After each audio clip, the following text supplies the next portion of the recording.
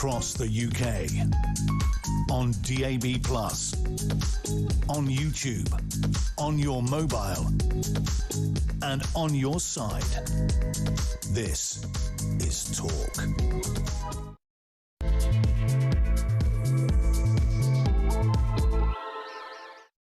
A very, very, very good morning to you. Thank you very much indeed for joining me. This is Talk. We are the home of common sense.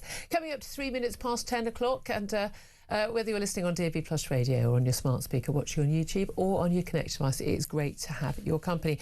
Quite a lot to talk about today, as every day. I mean, I'm going to have to stop saying that because every time I think, how are we going to get through all of this? Well, in the last hour, we have seen the publication in particular of the grooming gang inquiry, terms of reference, what they're going to cover, how long it's going to last, and we're going to go through all of that. And that looks, I've got to be honest with you, I think that's looking very promising. I mean, let's try and give some benefit of the doubt. I'm not sure many of the victims and survivors will feel like anyone deserves any benefit of the doubt over what they've been through and how they've been failed by every institution, every government along the way.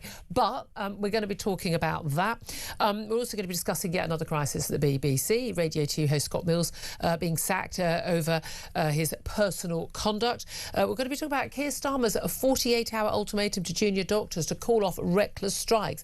But isn't it quite reckless to threaten to get rid of 4,000 doctors' training places? We're the ones who want those because we're the patients, mate. We're also going to be talking about Shaman Mahmood, the Home Secretary, demands for basically payment upon results from the French over those migrant crossings. The deal ends today, that with the one we're paying for that's not yielding results, that one ends today. So French officials are apparently resisting. Well, we'll talk about all of that. Talk about, obviously, the international situation with Iran as well and the economic impact of that. I mean, you name it, it's going to be on the show in the next few hours. Joining me for all the chat, delighted to say, is the editor of Spiked Online, Tom Slater. Very good morning to you. Thank you very much for joining us. Before I read out the question, I suppose I need to tell you about the terms of this independent inquiry into grooming gangs. I mean, it's important to remember the history of this, isn't it? And we were talking about, what was it? Was it 2011? The first article on the front page of the Times by, sadly, Andrew Norfolk, now deceased, crime correspondent on the Times, who said he himself had been really wary about writing about this stuff because it was like the accusations were going to be, you're basically saying a whole load of, Pakistani Muslim heritage men are raping young white working class girls and getting away with it because they were young white working class girls and no one cared about them apparently, and because they were Pakistani Muslim men and no one in the local authorities or the police or social services wanted to kick up a fuss because, racism, community cohesion. We're now in 2026. It's a long time. This inquiry is finally starting work. Well, terms of inquiry today, they're actually going to start, looking at evidence from April. This is something that in January last year, the Prime Minister said calling for a national public inquiry was jumping on a far-right bandwagon. And now we've actually got one. But December, we finally, in December last year, after June, an announcement, December last year, we finally had it formally established, and we knew who the panel was. We knew the chair was going to be the former Children's Commissioner, Baroness Anne Longfield. A lot of people being rejected by those victims and survivors who were advising the panel. So the chair has said today she has vowed to not flinch from uncomfortable truths. She said that very, very clearly. The inquiry is going to look at the ethnicity, culture or religion of either perpetrators or victims, whether that influenced patterns of offending and whether these factors shape the institutional response. I think the answer is yes and yes. It said that the inquiry will not avoid questions that previous reviews chose not to address. It's going to be specifically focused on grooming gangs, not other forms of sexual exploitation within, say, family homes and the like. It's going to very specifically look at institutions like the police, like local authorities, like care homes, whether they failed to protect children. There's going to be a national inquiry. It's got a budget of 65 million quid. It's going to have offices in London, in Wales and in Leeds. It's going to finish its work by March 2028. So we're looking at a 3-year inquiry, which is fast, according to these things. But there are also going to be individual town and city inquiries, each with a budget of £5 million. Only one of those has been confirmed so far.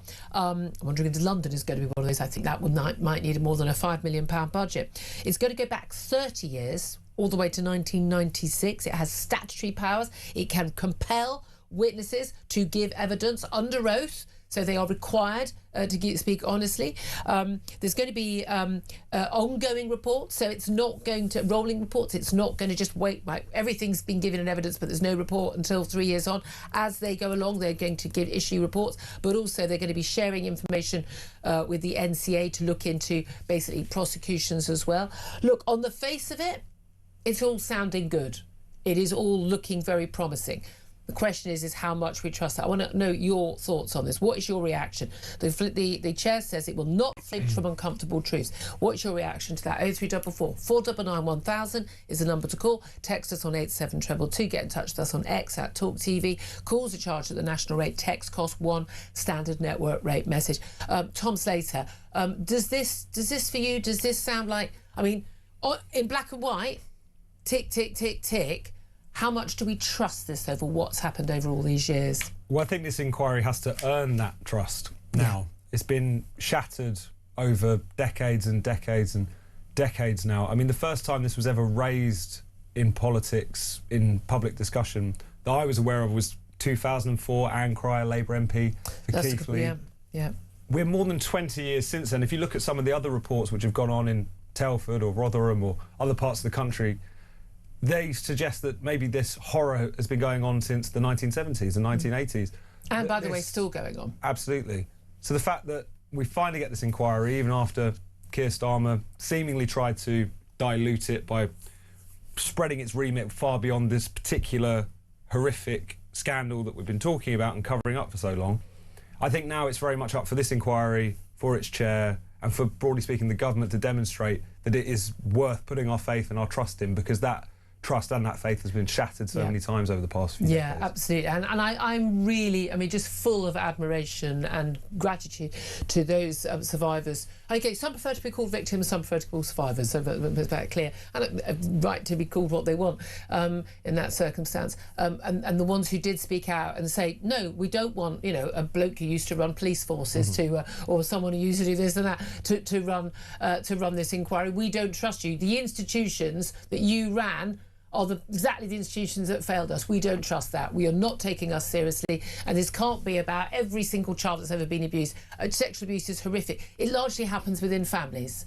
The biggest risk to your child being sexually abused is a male relative or friend. That's as simple as that. We're talking about stuff, though, that was reported and was known about, was happening in plain sight, and nothing was done to deal with it. Indeed, sometimes it was deliberately covered up and protected by the authorities because of the nature of the abuse. Joe McCarr was just talking about how this is like the biggest stain on our society. I would say certainly in my lifetime, this certainly feels like, because we've had the awful scandals over Hillsborough and the cover up there, and numerous other cover-ups and scandals and failings. But the thing about this one, it's the scale, it's the length of the cover-up, it's the huge number of victims, it's the motivation for the cover-up by so many different people, and the blatant, clear punishment of anyone who spoke out. Maggie Oliver, who we're going to speak to on the show tomorrow, sadly not available today, who's been so crucial and exposed the Rochdale grooming gangs in Manchester. And she went to the senior police and said, why are you not allowing us to investigate this? And she had to leave her job to be able to do her job, effectively, of trying to prevent this wrongdoing. And it is, it's so heartbreaking that young girls were failed, because white working class girls, they're probably slags. They were getting paid in booze and drugs, and kebabs. So, it's okay that someone put a cigarette out on them after gang raping them and passing them around their mates while they were off their heads on alcohol to cope with the abuse they were getting. The disgusting attitude that not just the men who were doing the abuse had towards these girls, the attitudes of the social workers, the hospital workers, the police, the local councils, MPs, the Parliament, the government, everybody had towards these girls, as if they were expendable. They didn't matter. And that's the reason that it was ignored for so long, that along with the crippling political correctness that gripped police forces and local councils, which convinced them somehow that it was better and more morally virtuous to ignore the industrial scale rape of girls, because otherwise we'd rock the multicultural boat. It's so hard to even comprehend that was the reason. Exactly, and we already know that this scandal can be measured in decades, can be measured in at least thousands of perpetrators, at least tens of thousands of victims. We know that this has been ignored for many, many years, but at the same time we also know we're only really starting to scratch the surface. We read about in the news Rotherham, Rochdale, Telford, Newcastle, Oxford, in Scotland as well there's been cases of this, London more recently. Oh, not in London. Have you not checked with Sadiq Khan? No, not a problem in London. Yeah, somehow we're completely which is a massive big city of 10 million people. Absolutely not. It's been a problem in 50 other cities and towns around the country. Not a problem in London. Amazingly, Didn't you get the we're just memo? completely immune. And it's one horrific story, one kind of localised report, as we've seen periodically after another. So hopefully this does become, yes, about justice, but also about clarity on what went on here. And I think the other thing that follows on from this is what are the consequences that are going to be felt by those who weren't just engaged in the horrific, depraved crimes, but also the morally depraved cover-up. Do you know what one of the reactions online is going to be to this? The most important thing is we mustn't have is a growth in Islamophobia. Yeah. Because of this, because of the focus on Pakistani Muslims. They always say it's Asian men. It's not Asian men. Don't tar all men with from Asia the same brush. It's particularly Pakistani heritage Muslim men who are particularly implicated in this. I mean, again, I don't want there to be a backlash against anybody for their faith or their colour of their skin or their heritage, nationality over the crimes of other people. But I have to say, we are talking about crimes that were known about in the local community. Okay, these men were operating in plain sight, right? They were all known. They all knew each other's names. There were local elected councillors who were part of the group. Basically the abuse, and who were protecting it, and police officers and the like. I do not believe that in most of these towns and cities this was unknown to a lot of people who weren't taking part, but they didn't speak out. That's also a problem for me. That is also a problem. No, absolutely. And it's also why didn't they speak out? I understand grimly why people who might be related to some of these scumbags didn't speak out. You think like the women, their wives are probably being abused as well, and their own children. And of course, that doesn't excuse the behaviour, but that makes sense. What I don't understand is why councillors, politicians, people who weren't of that community, shall we say, had no other incentive to cover this up, whether that's to, there's just, I do not understand why over many decades that is what has taken place. And also, as you say, the deflections and the obfuscation continues, because you read the news reports today and it's like Asian grooming gangs, Asian grooming gangs. We've known for a very long time, not exclusively, but certainly where it was ignored and covered up in large parts of the North and the Midlands and so on. Specifically Pakistani Muslim, also specifically coming from particular parts of Pakistan, the Mirpur. Basically a very, very backward, medieval part. The parts of Pakistan, you basically may as well be in the Dark Ages. Which have long-standing problems with this kind of abuse, and that's kind of been transplanted into the UK. But it was almost the point. Oh, have we imported another problem? Have we? It was almost as if they would rather be racist and throw everyone under the bus than talk about this issue specifically. So I think it's one of those things where we've read so much about this, we've seen so much news reports about it now that the kind of dam has burst, but we're only really at the very beginning of getting to grips with why this happened and why it was covered up, and those are the two big questions. And all credit to people. Look, I know that Rupert Lowe massively fell out with Nigel Farage. Rupert Lowe's and messages from Charlie Peters at GB. All credit to him. Stuff that he's been exposing. Got massive time for the amazing reporting he's done actually in the courts, exposing the actual horrific nature of the abuse that was going on. And then Elon Musk, sending it around the world, and then it became a national embarrassment, and then finally we had our politicians out. And I say Rupert Lowe, he's been carrying out his so-called grooming inquiry. It's not. I mean, it's not an inquiry in any true sense of the word, but he's kept it on the agenda. All credit to him, and all credit to the journalists who kept looking into this, and many of the politicians. You mentioned, you say Anne Cryer again, but lots of the people who spoke about this, often women MPs, were basically threatened with your career's over if you don't shut the hell up. That tells you something, doesn't it? It really does. Let's also talk about, I want to hear from you. 0344 499 1000 is the number to call. I can see a lot of you already getting in touch. Let's talk about Scott Mills, BBC Radio 2 host. He's the Radio 2 breakfast show host, 6.5 million listeners. He's the biggest basic radio host in the country. He was also commentator on Eurovision and the like. He's won Race Across the World. He's a big fellow in entertainment and BBC, and he's been sacked summarily, just like that. over the revelation that he was probed by police back in 2016 over serious sexual offences, the police say, against a teenage boy. He wasn't charged. They didn't have the threshold, past the threshold evidence. By all accounts, now a young man who watched the Hugh Edwards documentary about the grooming that took place there by Hugh Edwards, the BBC News presenter, and got in contact with, I believe, either the police or the Daily Mirror, I think the Daily Mirror, and said, look, this happened to me, but it was someone else. It feels like the BBC has got to shut this down straight away because the new Director General's coming in soon.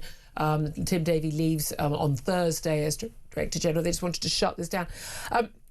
I don't know what happened. I don't know what the alleged offences are. I don't know, what the evidence there was that wasn't sufficient. Now, it may have been back in 2016, they had an evidentiary requirement that I think most of us would regard as too high now.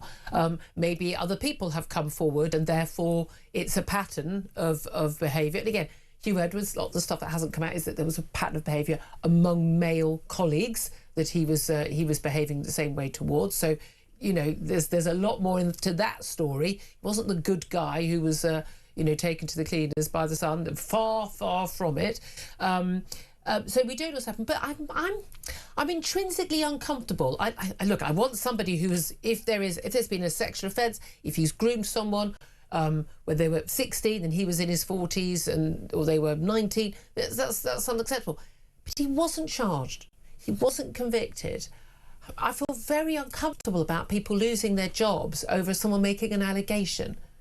Yes, and that's why when stories like this go up, we have to sort of maintain that level of scepticism, maintain that level of innocent until proven guilty, even where this isn't a purely legal procedure anymore. Because it seems where the BBC are concerned, there could be two very plausible outcomes that have happened here. One of which is that, like has happened so many times before, they've failed to react to a clear problem in their midst, clear wrongdoing, and that they drag their feet and now have been forced to act in the right way. Alternatively, because we've also seen cases of this over the years, where in the face of public scrutiny, often because of bad things the BBC has done or hasn't done in the past, they overreact in other instances and just desperately want a story to go away, and therefore due process and then fairness. He's thrown under the bus. Either of those two things can be possible where the BBC is concerned because of just how terribly it has handled these kinds of cases. It may be there are numerous claims. They've all been dismissed. Oh God, the Mirror's got hold of one. Now we're going to have to do something, because I'm telling you, the BBC absolutely knew all about Hugh Edwards. Maybe not that particular grooming case that we saw in the documentary. If you haven't seen that Channel 5 docudrama, I cannot recommend it enough. If you still think that Hugh Edwards was hard done by, my mum, I had a chat with her. I said, "Have you watched this?" And she said, "Oh, I did. I thought it was really what people, the way he was treated." I'm like, you need to watch this documentary. As Martin Clunes, the actor playing Hugh Edwards, pointed out, he thought it was a little bit of a nasty sort of tabloid scandal, kind of wasn't a big deal until he actually saw what, the evidence and saw what had actually gone on. I mean, he's a nasty little piece of work, and he'd been behaving like that with a lot of people over a lot of years. And the BBC management knew a hell of a lot. There'd been a huge number of complaints to BBC management about his behaviour within the building, and nothing was done. So I wonder again, has something like that happened here? But we don't know. But then we're all led to believe the worst, aren't we? Yeah, no, exactly. And I think that's one of the why it's always good to reserve judgment in these situations until full details are published, until full processes take place. But as I said, I'll go back to this point, the BBC, they often underreact and then overreact. So you have something like the Savile scandal, or you have something like the Hugh Edwards scandal. Many, many, many years behaviour, sometimes even crimes, being a kind of open secret within the corporation, and then suddenly they have to react to this point. But also, lots of the articles say, this follows the news of, exit of news anchor Hugh Edwards, along with MasterChef pair Greg Wallace and John Trode. OK, Greg Wallace wasn't accused of something that... it was crude behaviour and inappropriate office behaviour. He'd been warned a million times. But John Trode, he made a joke, like an off-colour remark or something. There wasn't... years Sung ago... along to a rap song or something. I know. It was literally... do not put him into the same bracket. I don't even think you should put Greg Wallace into the same bracket. I'm not, it's just, come on, let's get this in perspective. Again, I don't know the man, never met the guy, I don't listen to Radio 2, but I do feel due process is important, and people being treated fairly, whether the accused or the accuser. you know. But there we are. Let's also talk about Keir Starmer. I mean, I think Keir Starmer thinks this is one of his little flexing muscles moments. We've got yet another strike. I mean, another strike by doctors. Their 15th strike. You know those strikes that were going to all be over when Labour came into power because the fault of the strikes was the Tory government, nasty, evil Tory government. And Wes Streeting came in as Health Secretary and, you know, with the approval of Starmer and Reeves, he doesn't have any money himself, he hands over a whopping great pay rise. Was it 28% pay rise, 29% over a couple of years pay rise to junior doctors to get them back to work. Literally within 48 hours, they said, we're going to look to strike again. It's not enough. Look, everybody over the austerity years post-banking crash, over the lockdown, unless you're very, very rich, everything's on the stock market, everybody basically lost money, okay? No.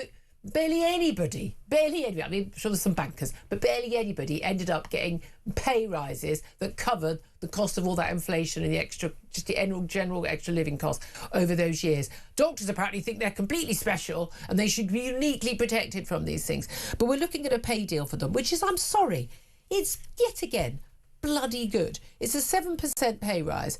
It would increase the pay for the most experienced junior doctors, known as resident doctors. And by the way, they're not junior. I mean, these people have been in the job 20 years, some of them, for goodness sake, to more than £100,000 if you include things like overtime, weekends and night shifts. But you're still looking at 77 grand basic pay. Now, I want doctors to be well paid. I think that's a good pay packet. I don't think you should be complaining about that pay packet if you work in the public sector, I'm afraid. But they basically wanted to go out on strike. Now, Keir Starmer has given doctors a 48-hour ultimatum to call off what he calls reckless strikes. And he says, basically, if you don't pull this off, I'm going to basically withdraw the deal, withdraw the offer. And the offer will include it's 1,000 of the 4,000 extra training places which are on offer for doctors. But this is mad because we're the ones who want those training places. It's patients who want more doctors to be trained because, A, why are we importing doctors from abroad when we've got 3,000 or 4,000 youngsters who want to do medicine, who've got grade A levels in the right subjects, but can't get onto a place in a British university because they're only paying 9.5 grand fees, but they'll take a Chinese and Indian or Nigerian student who's paying 30 grand in fees. Those places are available to the ones from abroad, but not to our British students. I would rather be treated by a doctor who was trained here, who spoke fluent English to me. That's what I think most people would feel. I'd like our young, bright people to be able to get ahead. We need more doctors. What a damn stupid ultimatum for the Prime Minister to make. No, exactly. It's one of those things where he wants to posture against the unions. He wants to show that he's not in their pocket, that he's not just going Mr. to Big Man. give in. And this is the best that he can come up with. The doctor strikes have been a thorn in the side of many governments, shall we say, particularly over the last few years. They've got much more sort of ideological. The kinds of demands that are being made kind of far outstrip any sort of, usually even junior doctor strikes would incur quite a large level of public support. That's completely gone now, in quite interesting. Also, if you talk to other people who work within the health service, if you talk to paramedics or you talk to porters or nurses or whatever, their patience has run out. They've had a fraction of the pay rise as well. Doctors have got. The problem is that the government have been kind of flailing around, on the one hand not wanting to grind things to a halt again, but also not wanting to spend money they haven't got, or to look weak in front of the public, who are starting to suspect, not without reason, that they're taking the Michael ever so slightly. So it's one of those difficult positions that Keir Starmer finds himself in, but it's one very much of his own making. Absolutely. The Prime Minister, meanwhile, is chairing an emergency COBRA meeting today where he's going to be basically calling on the energy companies and big businesses to try and help. It's like, you call these people the enemy, you tax them to the hilt, you tell them they're the baddies, and then you want their help because you run the country's economy so badly. I mean, yeah, the Tories did a bad enough job, and you're making it even worse. I mean, frankly, I think a lot of those bosses should have just say, no thanks, I'm busy that day, I believe I'm washing my hair, rather than turning up. But we'll talk about that with Trevor Kavanagh coming up in a few moments.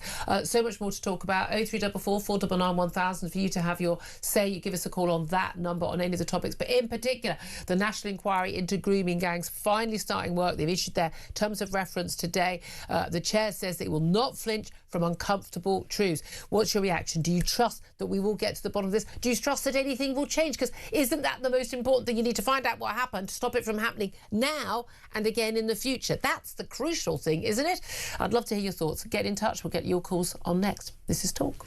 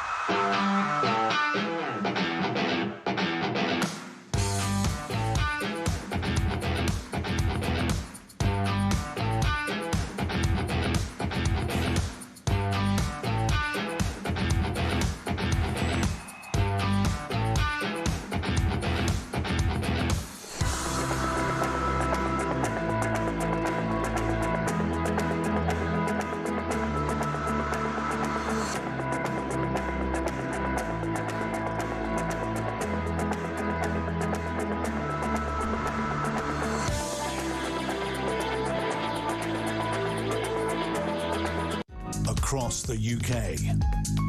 On DAB+, on YouTube, on your mobile, and on your side. This is Talk. Good morning. Welcome back to the show. Very much appreciate your company. 10:30 is the time. Let's get straight to your calls. 0344 499 1000. I'm not surprised at all today. An awful lot of you want to have your say on the grooming gangs and those terms of reference we finally had announced. Let's go to Anne, who's in Sussex. Hello, Anne. What do you want to say? Oh, good morning, Julia. I'm sorry. I still don't have a lot of hope in this proposal, because I know that 50-odd years ago, this happened to young girls here in mid-Sussex. And how do you know that? I'm afraid I don't want to go too close to tell you. But what I do know is that 6 years ago, I was contacted, and one young woman had really researched and tracked down the perpetrators. They were... Some of them were foreign. They were Pakistanis. One was a footballer, I think, with a pretty high profile. Okay, be careful for me legally, please, just in case. They went to court, and of course it was thrown out. And that is why I don't have any confidence, because it isn't just... But would that have just been the lack of evidence 50 years on? Well, I think... I mean, we've got to be reasonable. You're taking someone's liberty away. You need to be proven beyond a reasonable doubt. Well, I don't think the establishment, and I've been a councillor for 40-odd years. I've been on all kinds of committees and meetings. There is certainly a lack of understanding, and I've seen it with domestic abuse, children in care, of how that other side lives. And how they are blamed for their situations. Yes. What happens to them. And I've been disgusted, and it's been a long, long battle, Julia. Yeah. Well, it's like the notion of sort of underage prostitutes. There's no such thing. They're just victims of abuse. You can't be a prostitute at the age of 15. Running wild in the evening while the person who's supposed to be looking after the home they're living in, oh no, don't contact me after 11 o'clock. I go to bed. And then, of course, things happen. I've seen the neglect and the fallout, but the victims are the ones that have been a worry for me, because to be abused or badly treated in childhood affects not just the victim, it's the generations. Yes. Oh, it's an absolute travesty. I absolutely feel every word of what you said, and I'm sure our other listeners and viewers do as well. And thank you for your call. Appreciate that. Jack is on the line in Exeter. Now, Jack, it's actually not your real name, which will be, with reasons for that, will become obvious. Correct. Hi. Hi. So my other half was a counsellor of victims of abuse for a long time, and she told me a long, long time ago, before all this came about, in order for child abuse to continue for decades, you need institutions not turning a blind eye, not covering up, but involved. It cannot happen without. And the institutions are education, care system, the police, and the judiciary. They are involved. And when you say involved, do you mean men taking part in the abuse? Correct. Because, Think about this. You've got a few thousand young girls being abused and raped.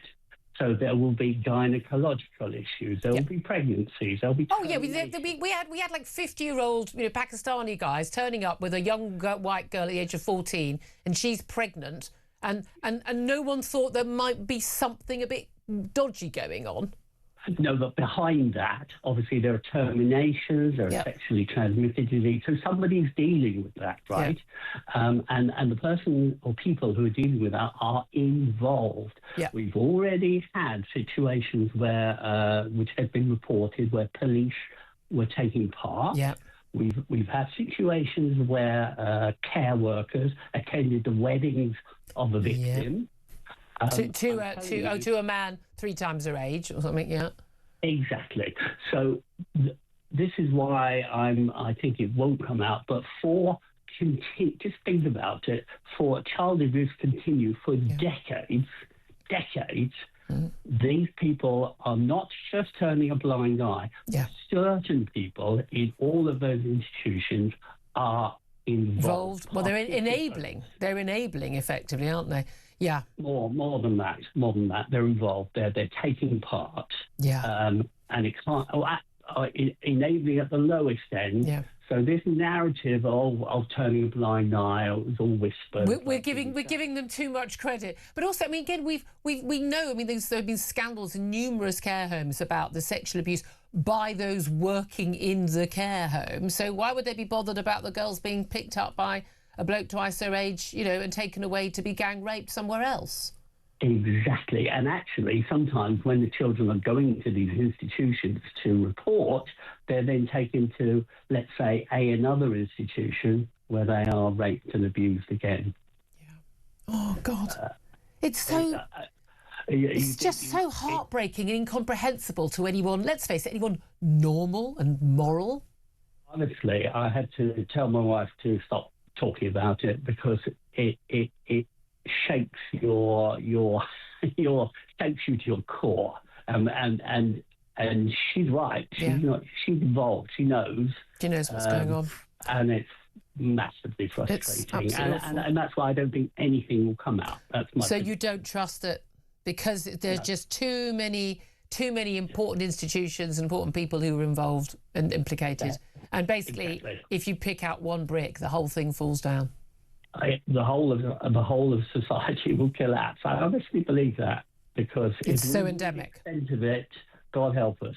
Well, I mean, that's the thing. When you go back to Jimmy Savile, everyone at BBC Senior knew, police knew, the government knew, everyone knew. I spoke to nurses who worked at some of the hospitals where he would go in and he had a key to the wall, to the hospital, and he could just walk around the walls and sexually abuse the kids. And they knew, and they were telling management he's sexually abusing, victims on the wards.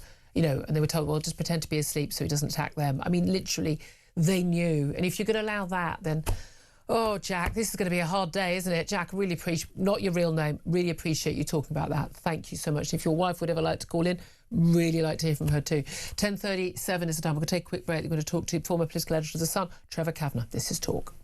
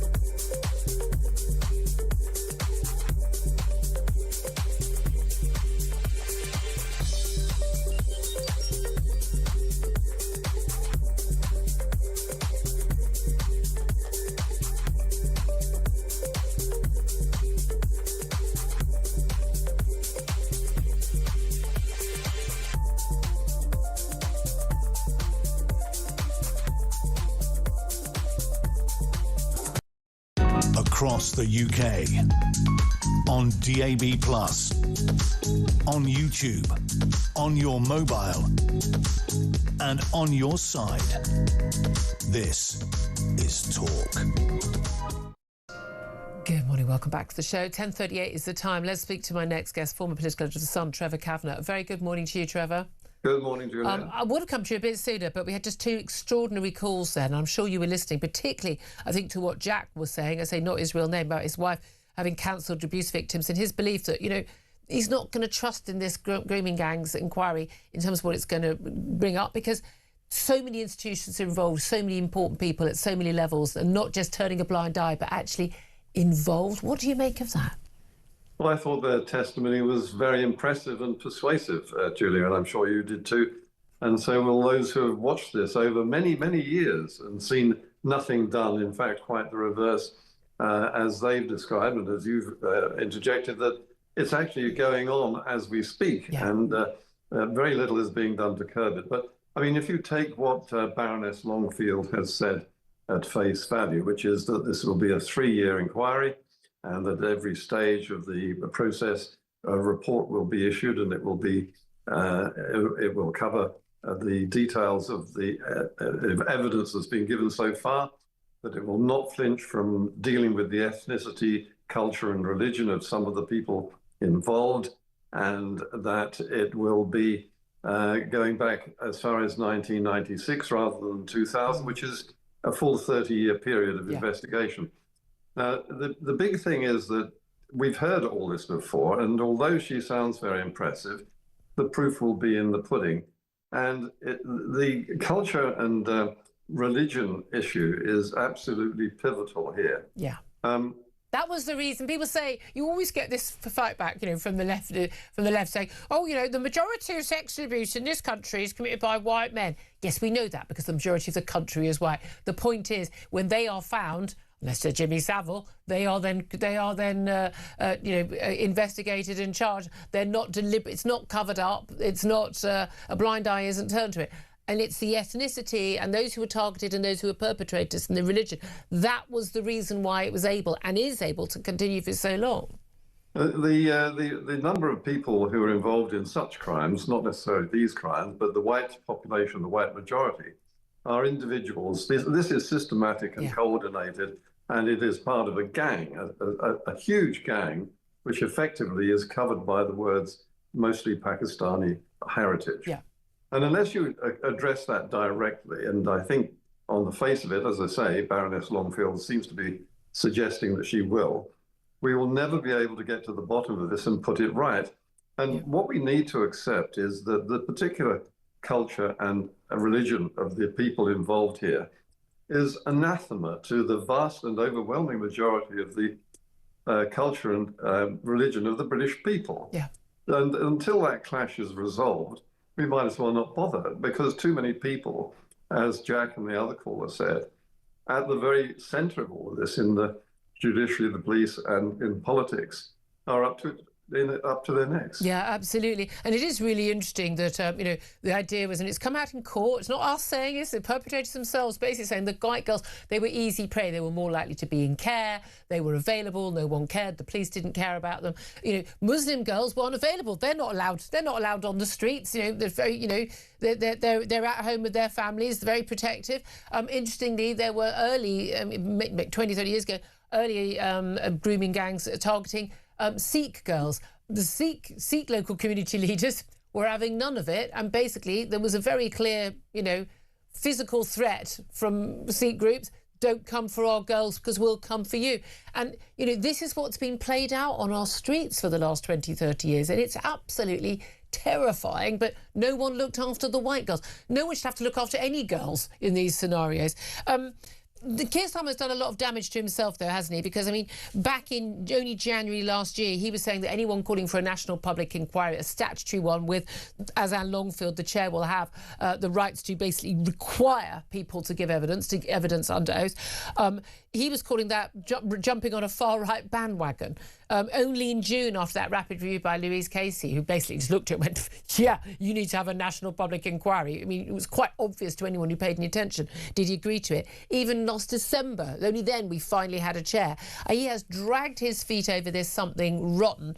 And let's face it, he's pretty desperate for this report to come out after the next election, isn't he? No, absolutely. This is still being kicked into the long grass, but it will haunt him and his legacy, if you can call what his career has been worth of legacy at all. I'd love to know, what is his legacy? And what he said in that particular interview was unforgivable and inexcusable. And it was a Labour MP, a woman MP, who stood up in Parliament and actually described some of the atrocities inflicted upon these underage girls, which make the eyes water. I mean, it's shocking. It really brings you to tears to think of these poor girls who had no recourse to help or justice or any assistance whatsoever from the authorities who were supposed to help them. And really, they should be bringing in laws which forbids men to be involved in the care and looking after the girls who are in that is interesting. Except, of course, there are lots of female staff who also it turns out, basically turned a blind eye as well. Let's talk about something else as well. Let's talk about Starmer issuing this 48-hour ultimatum to doctors planning to go on strike for the 15th time. Again, these are the strikes that the Tory government were responsible for. It was all solved when Wes Streeting became Health Secretary in July 2024. And of course, they did a massive big payoff to the doctors, 29% over a few years. And now they've come back, twice now for more. They've been offered 7%. Not a bad pay rise given the current state of inflation at 3%. Basically they're saying no. But Keir Starmer's issued a 48-hour ultimatum saying the deal will be off, including 1,000 of the 4,000 training places for new doctors that's on offer as well. I mean, this is an insane ultimatum, isn't it, given that we're the ones who want those extra doctors? Well, of course it is. And, it was the original offer or deal that was put together by Wes Streeting with these these doctors who are holding the Labour government to ransom as one of the leading trade unions, which has led to the constant resurgence of absurd pay demands by the medical fraternity. Yeah. And it will carry on as long as Labour is in power, because they literally cannot stand firm against demands from the trade union movement, which is their paymaster. Yeah, absolutely. I mean, it's so obvious, isn't it? And again, we are talking about a union that is no longer representing a professional group of highly respected members of society and a trade body. It is now basically, like the National Education Union. We've seen with them, basically, in their provisions, they're anti-reform, they're anti-Tory, they're a political movement to all intents and purposes, aren't they? They're anti-Britain. Yeah, exactly. Let's talk about also the thought police. We're told the thought police are going to stop wasting time on non-crime hate incidents. It's a new move from Shabana Mahmood, the Home Secretary.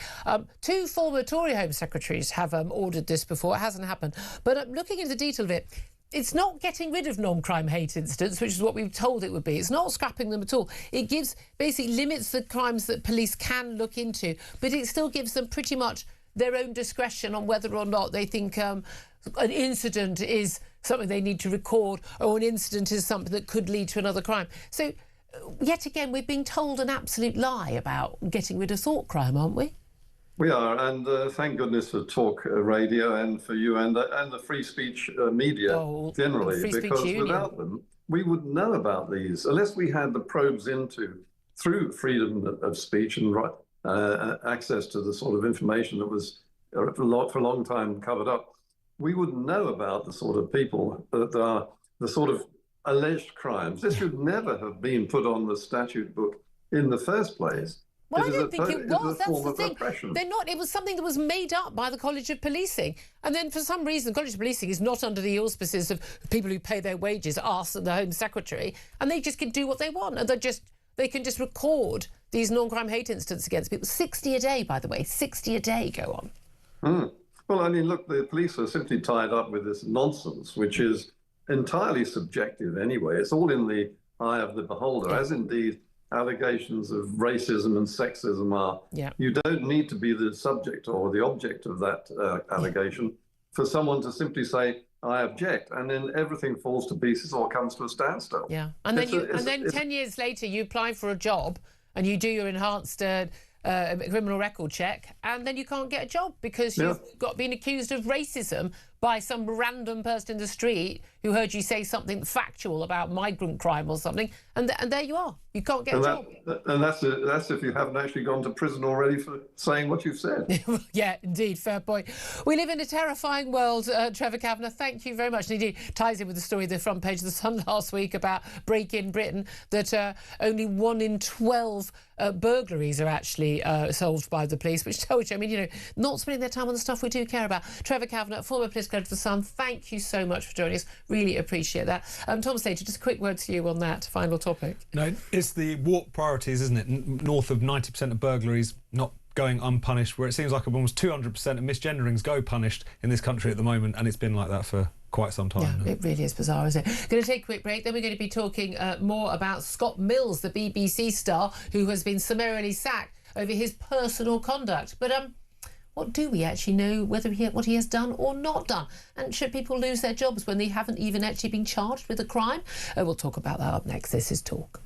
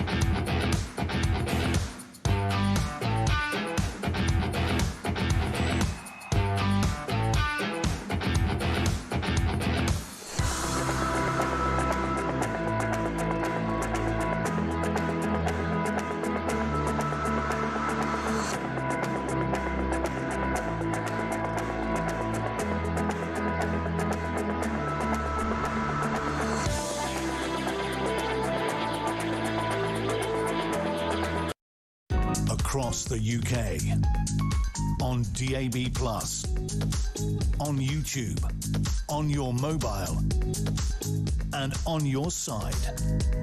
This is Talk. Good morning, welcome back to the show. It's 10:52. Let's turn our attention to the latest BBC scandal. I mean, another week, another scandal, apparently. This is the summary sacking of Scott Mills. If you don't know him, he's a huge big host. He was on the BBC Radio 1. He's now currently the host of the BBC Radio 2 breakfast show, biggest BBC show, biggest radio show in the country. And he's been sacked over revelation that he was probed by police back in 2016 over what the police called serious sex offences against a teenage boy. Well, is there any coincidence that he was removed from his show on the day of that Hugh Edwards docudrama on Channel 5 exposing what he had been up to? Or is it also a coincidence that Tim Davie, the Director General, is leaving this week? Is this about the Prime Minister... What am I saying, Prime Minister? The Director General wanting to basically, clear the boards as he leaves. Let's talk about this with former BBC executive Roger Bolton. A very good morning to you, Roger. Good morning, Julia. Thank you for joining us. Now, yesterday it emerged that Scott Mills had been sacked, and we were told over personal conduct in the statement by the BBC. Later, we have been told that it's about a relationship, a historic relationship, according to reports, dating back a decade to his time when he was on Radio 1. Met Police spokesman said in December 2016, the Met began an investigation following a referral from another police force. The investigation related to allegations of serious sexual offences against a teenage boy. These were reported to have taken place between 1997 and 2000, and they say that a man in his 40s, obviously expect this to be Scott Mills, questioned by police under caution in 2018, and basically the CPS determined the evidential threshold had not been met to bring charges, and the investigation was closed in May 2019. Do we know if this is the only allegation against Scott Mills that has led to his sacking, or is there something else? Because he hasn't been, let alone convicted, hasn't even been charged with the crime. Yes, it's mysterious because we're dealing with events between 25 and 30 years ago, I think probably before Scott Mills worked for the BBC. So this isn't a case of what's happened to the BBC. The BBC investigates and they find things out. This is something that seems to predate his involvement. I suppose, and we're all guessing, because we don't know, because Scott is unobtainable at the moment. And the big surprise, well, there are two surprises about this, I think. One is that the BBC has acted so quickly, and that may mean, maybe because it didn't act quickly before and is keen to get these things sorted out and so on. The other thing is the silence of Scott and his agent. The net result is terrible for everybody involved because we're all speculating. It's all on the front pages and we don't know what the facts are. I mean, there are a number of options, it seems to me. One is probably the most likely that Scott did not divulge to the BBC that he'd been investigated, and this, the BBC may see as part of its contract that should have happened. And it may, but I think in terms of a lot of these contracts, you would have to divulge it, especially if the investigation was ongoing at that time when you first started work. So but they must be, the legal department of the BBC must be pretty sure they've got reasonable grounds for their actions. But of course, it doesn't mean that he's guilty. I mean, I think we've got to think back to the late 90s. It was difficult to be a young gay man then. He moved in society. He's talked to himself honestly about his trouble with alcohol and some drugs. He has said in the past he'd had suicidal tendencies. But he'd lost a long-term partner, and after his partner died, he said he basically was drinking 2 bottles of wine. So it was a very bad state. Yeah. The sadness, and there's a genuine sadness here. Everybody I know talks to him, says he's a really decent guy, nice guy. He's probably at the peak of his career. He seems very happy. He got married a couple of years ago. And suddenly all this is coming crashing down. What I don't quite understand is, why there hasn't been a statement put out. Yeah, that's not good PR. We understand he is consulting lawyers, but again, he's known since Tuesday when he was pulled off air. He left his show, so I'll see you all on Wednesday, and some point on Tuesday this happened. And we understand this is after this now man who claims to be the victim of these serious sexual offences, as described by the police, that he went to the BBC, or we assume, or went to the Mirror. It looks like this was a Mirror exclusive, and said, "Look, what's happened? What's in this Hugh Edwards docudrama? This is what happened to me." Now that's the case. In which case, I don't think that can be the case. Sorry, forgive me. That's what I've been told in the business. Hugh Edwards case, it's a man very powerful. in his office and so on, and evidently exchanging pornography and also doing sexual acts with the man. No, but apparently this was something that it was it was the trigger for him to come forward. It could have been the trigger, but we shouldn't assume that it's a similar offence. It could have been the trigger, but again, we've got to presume innocence until this is what troubles me. If there isn't enough evidence to prosecute, I mean, you can be very careful. That said, evidence to prosecute to take away someone's liberty is very different from evidence for perhaps someone losing their job. And what would have been judged as evidence in 2018, perhaps rather different from what would be judged as evidence now. Yeah, but we are talking about events in the 1990s. So yes, but it was interviewed under caution. It was interviewed in 2018. But this is the thing: is there a problem with the BBC where it either fails to act for years on end when things are open secret within the BBC, like Hugh Edwards' grooming of men, by the way, working at the BBC, and other allegations, Jimmy Savile, and all of that, and then you have the sexual, other men who are currently facing rape allegations and through the courts, and then when there is something else, they jump on it to try and save their reputation, and actually they're either acting way too slowly by years or they're overreacting, and they never seem to get it quite right. Well, that would be your perspective. I think it's absolutely clear that the BBC has been determined to act quickly, and the chairman made a statement after the Hugh Edwards affair and elsewhere. The DG, the outgoing DG, said we're going to act very quickly. So I think there's a determination to do that. Of course, the danger is if you act too quickly and you don't have all the information, then you're putting the reputation of the BBC before the welfare of the individual. Yeah. So these are very difficult balancing acts. I mean, I agree with you, the BBC was too slow in the past, though we can disagree about how much they knew.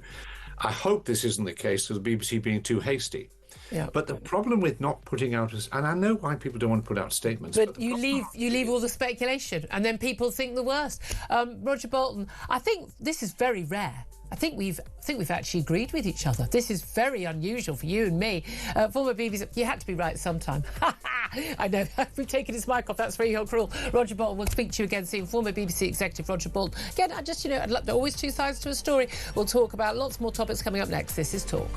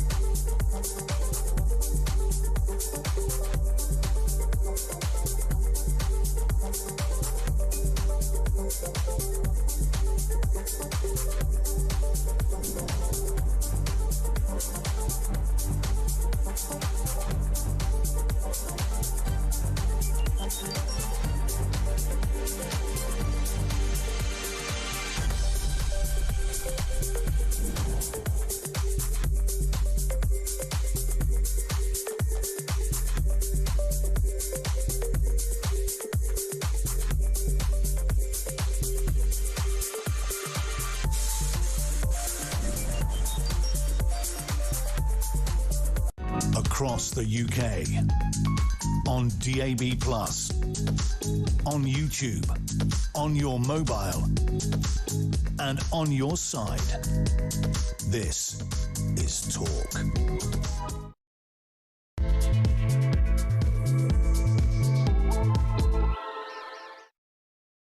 Very, very good morning. Welcome back to the show. This is Talk with the Home of Common Sense, and I'm Julia Hartley-Brewer. We are fast approaching 3 minutes past 11 o'clock, and whether you're listening on DAB Plus Radio or on your smart speaker, watching on YouTube or your connected device, great to have you on board, whether you're at work, at home, in the car, whether you're just escaping the kids during the Easter holidays. Good luck, everybody.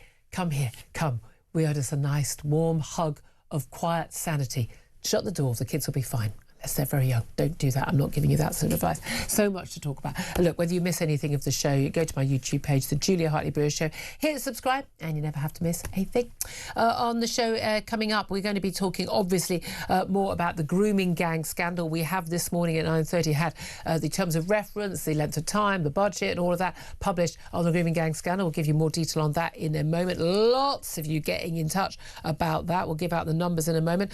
More on that crisis at the BBC for the Radio 2 host Scott Mills, sacked over his personal conduct, we're told. Over, does it involve this allegation that was made against him in the mid-90s that he was never charged over, certainly never convicted over, and also the non-crime hate incidents, which we're told have been scrapped in a win for freedom of speech. Have they been scrapped? And is it the win that we're going to think it is? Or have we still left far too much discretion to individual police forces to basically carry on policing our thoughts? Plus, Shabana Mahmood, the Home Secretary, is finding that not so easy for that rapprochement with the French officials resisting her demand for basically payment upon results in terms of stopping those migrant boats, as opposed to we'll just hand over a big wad of taxpayers' cash while you lot all smoke your jetés and take another 3-hour lunch break. Let it go. Anyway, lots to talk about. I'm delighted to say that joining me for the show today is editor of Spiked Online, Tom Slater. Morning. Morning. Once again to you. I'll put to you the question I'm putting to our audience. We'll get to all the detail in just a moment. The National Inquiry into Grooming Gangs finally starting work. They're going to start getting evidence and getting their act together basically in the next month. The chair has issued the full scope of the inquiry, and she says it will not flinch from uncomfortable truths that basically have been ignored before. What is your reaction to that? Give us a call. The number to call is 0344 499 1000. Text the word TALK in your message to 87222. Get in touch with us on X at talkTV. You can also you can send us a WhatsApp message if you want. Calls are charged at national rate. Text cost £1. Standard network rate message. Tom, just to update people just tuning in, the chair of the grooming gangs is Baroness Anne Longfield, appointed in December. By the way, just under a year after the Prime Minister said in 2025 that anyone who wanted a full public inquiry across the nation into the grooming gangs was just jumping on a far-right bandwagon. And then in June, he jumped on the far-right bandwagon after Baroness Casey did a rapid review and said, yeah, this needs to be a national statutory public inquiry. And so that is what is happening. But again, still starting now. It's going to conclude in March 2029, we are told, but there are going to be interim reports. Now, it's got a budget March 2028. It's got a budget of £65 million, and so we're not going to see the final report until 2029, but there are going to be individual reports into individual towns and cities, and they'll be confirmed along the way, with budgets of £5 million. Crucially, it will focus on sexual exploitation by grooming gangs, not other forms of sexual abuse, like individual or institutional abuse. So this is the stuff that victims and survivors were speaking out about. Like, it can't just be watered down. It needs to be about the specifics of the grooming gangs, why certain men targeted certain girls, and why every institution turned their backs on them.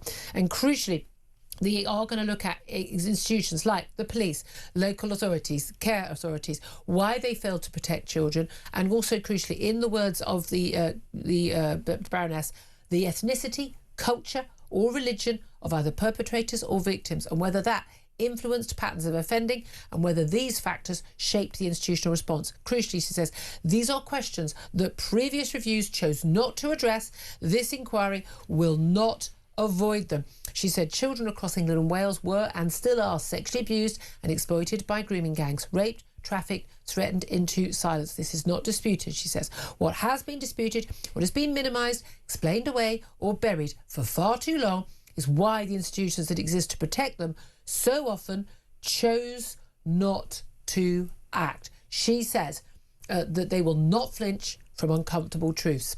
Tom Slater, you've been covering this. You've spoken out about a lot of this. A lot of great work at Spiked on this. Do you trust that they will not flinch from uncomfortable truths? Do you think we will get to the bottom of this? Well, it's time for action now rather than words. I mean, a lot of what you read out there is very encouraging. A lot of the details here are quite encouraging, looking at the ethnicity and religious question, not just in relation to the cover-up, but also in relation to the abuse. Are there kind of cultural factors which actually drove the perpetrators, not just influenced people desperate to pretend that it wasn't happening? But the proof will be in the pudding over the course of the next few years. I mean, this is an inquiry which was very hard fought for. Even then, there were attempts to kind of dilute its terms of reference in precisely the way Jess that you've been Phillips, the describing. Home Office Minister in charge of safeguarding girls and women, apparently quite happy to dilute, knowing that, and again, we've had previous, but people say, oh, we didn't need a national inquiry because we had the Alexis J inquiry, which I think had about 6 hours of hearings or something on... Exactly, and never really properly looking at this issue in the scale that it needs to, the nationwide aspect that needs to happen, and also, you know, people who were involved in advising the inquiry who seemed to think the whole thing was a far right dog whistle. All of that hopefully now has been cleared out, and we can see if this is, to be honest, unlike many, the thing that hopefully we're now, this sounds like a strange thing to say, inquiries often fail to deliver justice anyway. They can become a talking shop. It becomes 10 years on. Displaced activity. But in a sense, it's been people having to fight tooth and nail just to get that. So we'll see what happens now. But one thing that I think is positive is that it's clearly had to respond to the level of public scrutiny, criticism from survivors, and this issue is not going away. So even if the intention was to quietly park this, let this work go on in the background, and then a report will be published, but they'll say lessons will be learned and nothing really happens. I don't think the public will allow that to happen. I think we're done. I think we're done with all that nonsense. But it is crucial that she says they're going to publish reports along the way, and they're going to be sharing stuff with the NCA that investigates, you know, serious organised crime, so that ongoing investigations can go on. But also, crucially, we are now seeing, and we have been seeing for the last, I suppose, like 5 or so years, the prosecutions are moving up onto a grand scale of the men perpetrating these crimes. But what we really need to see is prosecutions of those who enabled, turned a blind eye, or as one of our callers, I mean, a couple of our callers actually pointing out they didn't trust this. But we spoke to one caller, Jack, not his real name, his wife works in sort of child protection, and just saying he believes that the institutions didn't just turn a blind eye, they were involved. Too many police officers, judges, and others. And we saw this again, you know, I know the VIP, you know, Westminster scandal turned out to be a load of, a figment of imagination, a load of nonsense. But we do know, you know the likes of Cyril Smith, we know the likes of Jimmy Savile, you know, MPs and people with knighthoods. We know there is abuse at a high level. We know this. You know, the amount of, you know, victims who've come forward talking about how, you know, it's police officers, it's judges, it's people who work in care homes, it's local councillors, that's why it was all covered up. You know, the thing that blows me away, and I like to think for our entire audience as well, is just how many people are doing this stuff. I mean, I suppose when I was a kid, you know, you thought, okay, there was some, you know, there's the local pervert. Everyone's got to keep away from him. Don't go near him. He's a bit dodgy. He flashes kids, or was it all just covered up? We just didn't know. I'm assuming that is what was happening in the 70s when I was growing up, that people just didn't know. And now at least we know, people are talking about it, and that's got to be a good thing. But the scale of child abuse in this country and elsewhere is terrifying, and we know it's now being amplified by the internet, and men who were just looking at, and women who were just looking at, you know, porn that I would have seen in the, you know, as a youngster, or you know, the stuff that I would have thought was normal. Let's say normal is now stuff they wouldn't even, you know, it's not even available anymore. The stuff they're seeing is getting younger and younger and younger and more violent. I'm genuinely scared. This is just, it's almost the norm for some people. It seems to be the norm in some families and some communities. Well, that's the thing, isn't it? And I think in a way that's why it was so important that this inquiry focused specifically on the issue of grooming gangs, the rape gangs, group-based sexual exploitation, as they call it in the jargon, because there are clearly very distinct issues here. One of which is, for instance, child abuse, as it goes on more broadly in British society at the margins, it tends to be kind of lone actors more broadly. You do see more people kind of connecting. Grooming online, one-on-one, grooming online, or family members. Exactly. So that's what we're sort of accustomed to. One of the more chilling aspects of the Pakistani Muslim rape gangs phenomenon is that this is the abuse is intergenerational. Yeah. The perpetrators are intergenerational. Families. It's like brothers and cousins and fathers and sons raping the same girl. I mean, it's so beyond our comprehension. Which also obviously informs the scale of what they're able to get up to, particularly in the context of cowardly and depraved local authorities and police forces who are looking the other way. So that's why I think it was so important that particularly the grooming gang survivors who were originally advising the inquiry and then left en masse, making the point that if you try and make this about all forms of child abuse, the specifics here will be lost. And we all know why they were trying to broaden those definitions, because it allowed them to avoid precisely the sensitive cultural issues that were implied in this. Because I've got no sensitive cultural issue, but I imagine if you are being drugged and gang raped, I don't think you're really bothered whether he's called Mohammed or Billy. I really think that's not going to be your main concern. I mean, that's the reality. I mean, look, we know also there's a really big push from Labour. They know perfectly well in the majority of these cases where it's men of Pakistani heritage, they are living in towns and cities which are largely got, and certainly at the time when this was at its peak. We don't know whether we don't know if it's peaking now. It's always been denied in London. Sadiq Khan, the London man, insists it's not happening in London. I find that unlikely at best that it's not happening in London. But a lot of these are Labour-run. They're Labour-run councils. They're the sort of places where, you put anyone in a red rosette, they are going to win. Tories haven't got a look in for years. Lib Dems have never looked in for years.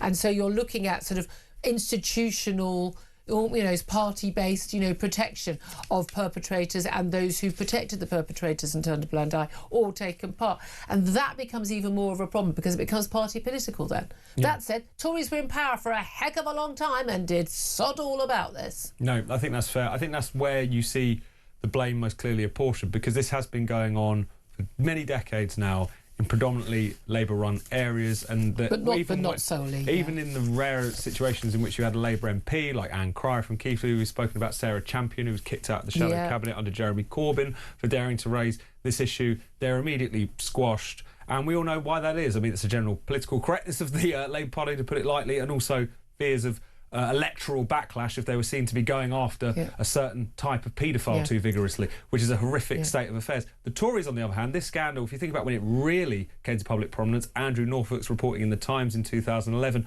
all of this is post-David Cameron coming to power. It's one of many, many things that they didn't do in that fabled 14 years in government, despite periodically making a stern-faced speech about it. Don't express concern. Don't you dare wring your hands about it or make a speech about it if you're not going to do anything about it. Because this is my point. Right now, there are girls right now being gang raped above a kebab shop somewhere in a town in England. Right, there are girls being gang raped right now, and no one is helping them. That's sorry, but that needs to be stopped. It's just that simple. This isn't about righting the wrongs from the past. This is about preventing it now. It's getting justice. It's making sure that all of the people who committed those crimes go behind bars. We're never going to see all of them, but the people who turned a blind eye, who didn't do their job. You have a statutory duty to protect children, and you don't do it. I don't want you just losing your job. I don't want you losing your pension. I want you to be punished. Yeah. And incidentally, I think it's interesting that when you actually saw the Tories start to make some moves on this front, it was at sort of the tail end of the Rishi Sunak time. I think Suella Braverman was still in post, at least at that point. They set up one of these task forces which was very much aimed at getting arrests, and those arrests have numbered in the thousands. They really did. And isn't that kind of telling that it probably, and this is not to overload them with praise because they should have been doing this beforehand, but maybe it took politicians who were willing to take the brickbats, who weren't so easy to caricature as racist, for them to do anything about it. But here's the thing, again, if it was that easy to ramp it up, then it could have been ramped up 10 years earlier, when by the way that evidence would have been easier to get. But also crucially, I mean, it is extraordinary that for every institution it's taken so long to face up to this, and it blows my mind. I'll never stop saying this. I do not understand anybody who puts their career or the reputation of their institution above stopping a child getting raped. I don't. You're a strange sort of person. I understand when people put their own safety. You know, there were girls who basically, you know, they basically wanted to protect their own sisters from getting raped. They were the next in the line. You know, that's different. I'm talking about, you're worried about your job. You're worried about your job more than you're worried about a child being raped. You need to look at your head. You really, really do, because we have got to stop this this awful. I was going to say nonsense. It's not nonsense. It's a abomination of a crime. I want to hear your thoughts on this. 0344 499 1000. Frankly, when we're talking about this, I sort of feel a bit wrong talking about anything else. Let's briefly touch on Scott Mills, the Radio 2 host at BBC. I look, a lot of people who don't listen to the BBC, very wise souls, wouldn't have a clue who he is. But you know, it's the biggest radio breakfast show. Whoever presents it, that's the deal. Yeah. Radio 2 is the biggest breakfast show. He's also, you know, Eurovision commentator who won Race Around the World. Love that show. Came across very well in it, I thought, actually. But, you know, and we're told by Roger Bolton, from the former BBC exec, he's very liked. He's, you know, he's not someone people there have been rumours about. But he's been sacked over revelation. He was probed by police in 2016 over serious sexual offences against a teenage boy. It's not coincidental that Hugh Edwards' docudrama was on television, back on the front page of The Sun this week. Everyone talking about Hugh Edwards and what he did, and sat by the BBC after. By the way, suspended on full pay, even getting a pay rise while he was under investigation for having child porn. I mean, hello. And also the same week that Tim Davie leaves as Director General finally, after scandal over that Trump Panorama documentary. Are they just basically trying to like clean up quick sweep broom across the kitchen to try and clean things up before the new Director General? Have they acted too fast, or, you know, is there more to this that we don't know? Because teenage boy, do they mean a 16-year-old? Do they mean a 14-year-old? Do they mean a 19-year-old? Apparently his allegations were over a 3-year period. He was not charged by the police in 2018. He has not been convicted of a crime.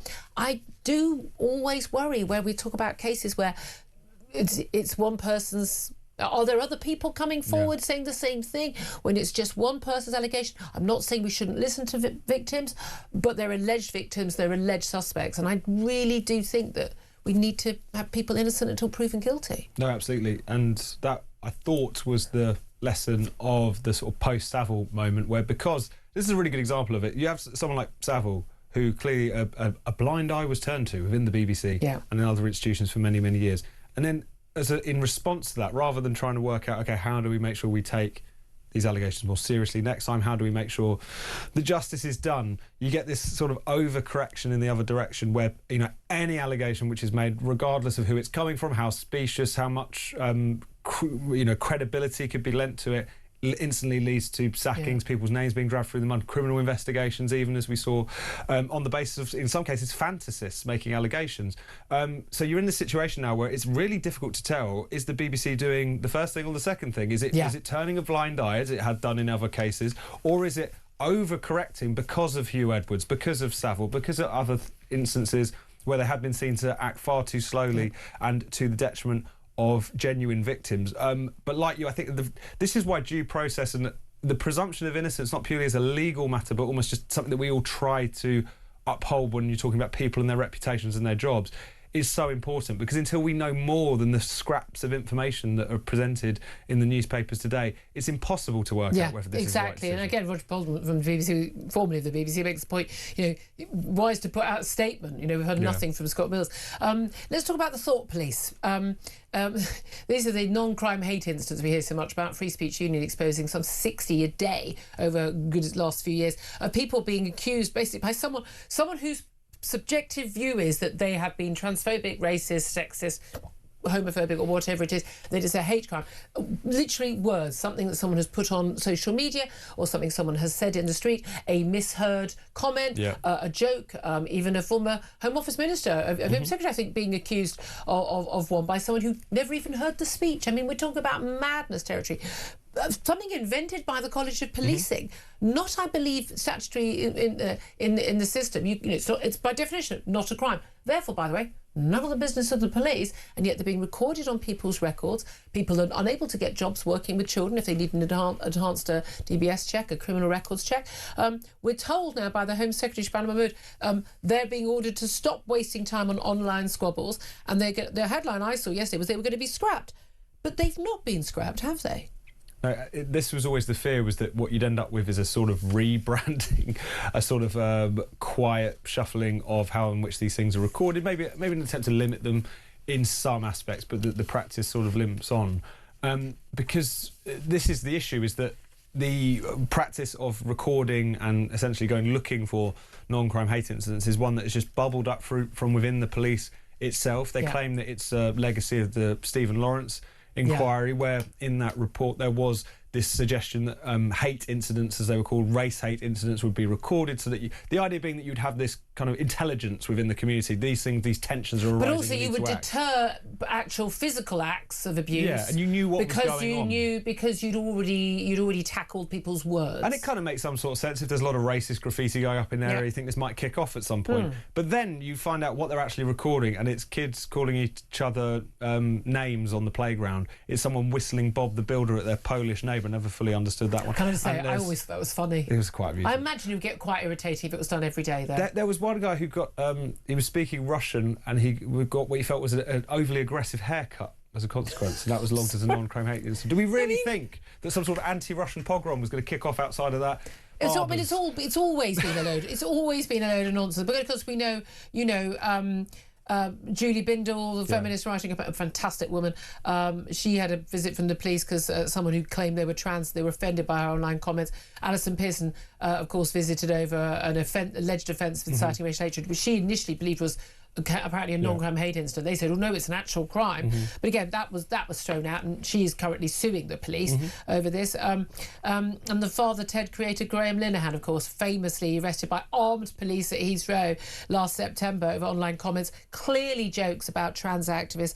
At that point, the Met said, "Right, we're done. We're no longer going to investigate these things." The trouble is, a lot of discretion is still being left, and that's what worries me, because I don't think we can trust the police with discretion. They've not been proven to be very good at showing sensible discretion so far. But they don't know what they're doing either. I mean, I've written about a lot of these cases. I've interviewed a lot of people who've gone through this. Many of them ones that you just mentioned. There's a very interesting documentary about it. Think Before You Post. It's still on YouTube.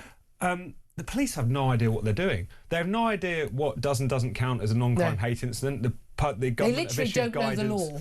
On the law. They'll, as in the case of Graham Linehan, originally they accused him of inciting violence, then they downgraded it to a non-crime. He said you should kick trans women in the balls. Yeah. But that's because trans women, they claim they're women, in which case they wouldn't have testicles, will they? No, exactly. So that's the joke, people. With them. And then other cases of people, they will quote laws at them that don't actually exist. It's almost like they get offended first and sort of ask questions later. Are they using ChatGPT? To decide things. But I want to move on, because we're going to be talking to a guest about that in a few minutes. But I also want to talk about Keir Starmer. He's called an emergency COBRA meeting today over the fuel and oil crisis relating to the Iran conflict. And by the way, after midday, we're going to be talking to a former senior advisor to the Crown Prince exiled Crown Prince of Iran. So that'll be very interesting. Find out what he makes of the claims about how long this conflict's going to go on. But Keir Starmer is appealing to oil and banking executives to help Britain dealing with a 1970s style energy shock, warning the government can't do it on its own. He met with energy bosses and logistics bosses and everything yesterday. But I mean, come on, you can't say these people are the enemy and these people are the problem and then tax them to the hill and then go, "Oh, would you mind helping?" I mean, we could help just by not having Ed Miliband in a job, and we actually produce the oil and the gas that we've got from the North Sea, which we're currently importing from Norway, which they're getting from the North Sea. And of course, it's clear that when you have energy price shocks, that the energy company is going to do quite well at that in the short term. But that doesn't mean that they are ultimately responsible for the war that's just kicked off, or they're ultimately responsible for our own woeful self-harming energy policy. And I think this is part of Keir Starmer as well, is that he constantly kind of wants to shift the burden of sorting out problems onto either regulators or business. He doesn't have a lot of ideas himself. He kind of presents as being very collaborative, very interested in listening to people. But primarily he just doesn't got a clue. He just doesn't know what he's doing. Yeah, I think that's probably more the case here. And we see this on every single issue, don't we? It's genuinely terrifying. We'll be talking more about that later in the show as well. 11:26 is the time. We're going to take a break. Just to let you know, in half an hour's time, we're going to be talking to one of the victims of the Rotherham child grooming scandal. That's Sammy Woodhouse. She's going to be speaking out what she makes of the grooming gang terms of reference. Up next, we're going to be taking your calls. 0344 499 1000. What is your reaction? Do you trust that this inquiry is going to actually get to the bottom of what happened, and we're actually going to basically see justice, not just the victims of those grooming gangs, but also they're victims of all the institutions that failed them again and again and again and again? That's up next. This is Talk.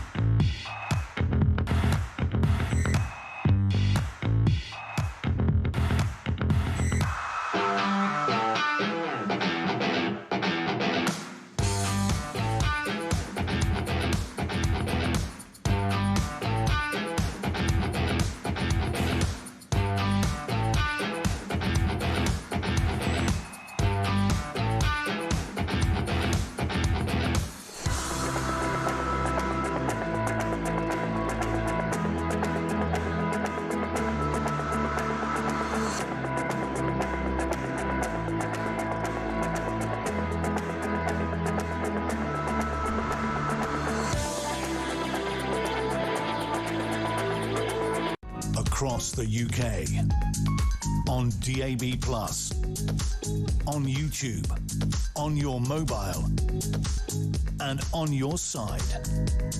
This is Talk. This is sort of the home of common sense. So let's just been given some information actually, just relating to Scott Mills. We're discussing, you know, he was questioned in 2018 by the Metropolitan Police. This is a Radio 2 presenter who's just been sacked over allegations of serious sexual offences against a teenage boy. The teenage boy, the BBC are reporting, was under 16, and at the time the man who was accused, Scott Mills, was in his 40s at the time.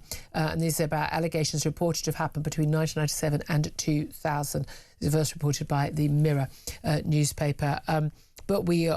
So that perhaps may explain the actions of the BBC if you're talking about underage child at that point and a man in his 40s. Again, no charges brought, no prosecution brought, which I do feel we do need to mention. But let's go to your calls. Martin is on the line in Nottingham. Martin, you're not your real name, and again, as will become apparent, the reason why many of our callers today don't want to give their real names, but you wanted to have your say on the grooming gangs. Do you think that this national inquiry is going to get to, well, you know, the full truth? It will be pushed past the next general election, Julia. Yeah. It will be a whitewash. They are terrified of any kind of backlash. A really good friend of mine is a top police officer in Birmingham, and he said the fear of a backlash is bigger than anything else now. Yeah, I mean, because there is going to be one. I mean, yeah, I mean, again, and it'll be a backlash against the police, against councils, against, again, Labour Party very much implicated. A lot of these councils were run by the Labour at the time. But you have a personal perspective as well on this, don't you? Yeah, my niece was raped in Yorkshire by three men of that background, and what when you say that background, what do you mean? well, the Pakistanis, basically. I didn't want to say it, but yeah, Pakistani. Well, no, but that's the whole point. Even the inquiry's going to look into this. They've accepted there was a cultural aspect to this. Yeah. It's just you're always on the back foot with these things, aren't you? Not on this show, my darling. No, facts, because facts aren't racist. No, facts aren't homophobic or because they're homophobic or transphobic or because misogynist. No, you're right. Facts are facts. And so it lasted nearly 7 hours. Oh my God! How old was she? She was. I'll try and work this out now. She was 12. She was 12 Oh God! She's now 22. She's a relatively happy, very clever young lady. But we can just tell it's not something that's ever going to go away. And this was a one-off event. It was the third time, but it was the third time she'd been told that her parents would be killed if it came to light, and that's why it lasted as long as it did. But was she groomed by them or dragged? Yeah, she was given presents and taken to places. And they were paying her attention, and she thought one of them was her boyfriend, the usual. And one of them said that they should have a life of luxury in the future because his dad owned an oil well in Kuwait and everything. And to cut a long story short, the first two weren't that bad, if you can possibly say it that way. Yeah, but the third time, and in the end, she thought she'd got nothing to lose, and she told her dad. And thank God. Because so many of these girls didn't. But again, people will say, why don't you tell people? And they don't tell people because they're told, if you tell anybody, we're going to rape your sister as well, or we're going to burn down your house. And we know that girls were murdered. We know that people's homes were burnt down. It's a real threat. It's horrible to talk about it, but I think we have to. And thank goodness we've got shows like yours, because you'd never hear this on the BBC, would you? I mean, they've come to it quite late. I mean, we're always told we've come to it quite late, but I've had Maggie Oliver, we're going to speak to her on the show, big whistleblower in terms of the Manchester grooming gangs. And she and I were discussing it when I was on another radio station back in 2011, 2012. This is awful. It's such a long time. What happened after your niece told her dad? It was very negative at first. Social workers weren't very helpful. It was, how much did you really, you went along with these trips out. How much of it is really your fault, and all this kind of thing. 12. And in the end, they couldn't start. The smoke screens had to come down. And did anyone get prosecuted? I think there was somebody, but it was very sort of cloudy, and they didn't. I don't think they went to jail or anything. But before I let you go on to the next person, I'm absolutely convinced we've got two-tier police, two-tier judges now. I agree. And two-tier social workers. Even judges, I think, are two-tier now. Yep.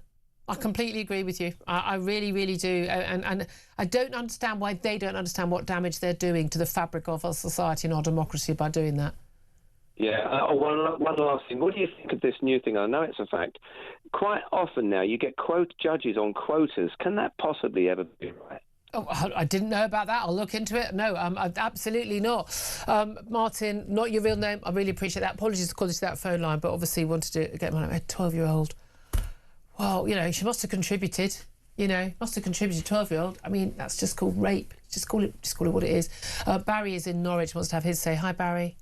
Hi, Julia. Yeah, just like to say that I was in the care system from 1975 to 1987. Yeah. And I can tell you now that all this was going on way, way, way back then.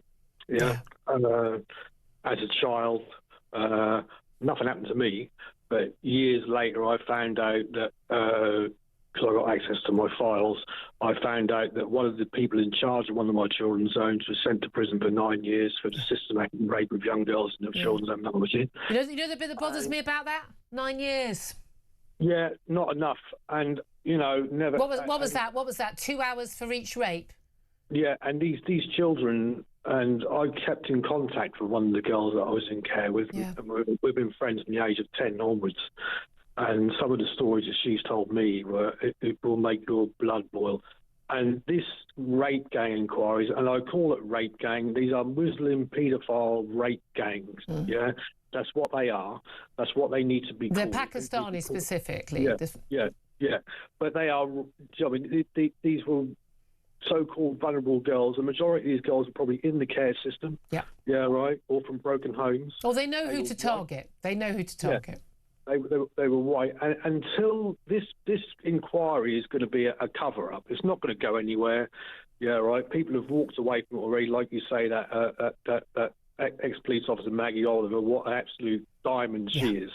Yeah, you know, until we start seeing people getting locked up and never coming out of prison again. Yep. Yeah, right. Yeah, and this goes from the top. You've got police officers involved in this, social workers involved in this, counsellors involved in this, teachers, everybody at every level are involved in this. And until people are put in the dock and a judge sentences these people to life imprisonment, as far as I'm concerned, never to see the light of day again. If you're a senior police officer, knew about this, you didn't do anything. I want you going away for a good stretch. None of this suspended sentence nonsense. No, I couldn't agree with you more, Barry. I'm going to have to end this. I was always running horribly late, but so appreciate that call, and Martin's as well. Thank you. 11:37 is the time. Up next, going to talk to former police officer, founder of Fair Cop. That's Harry Miller. We're going to talk to him about those non-crime hate incidents. I'm sure he's got his tuppence he wants to give in on the grooming gangs inquiry too. That's up next. This is Talk.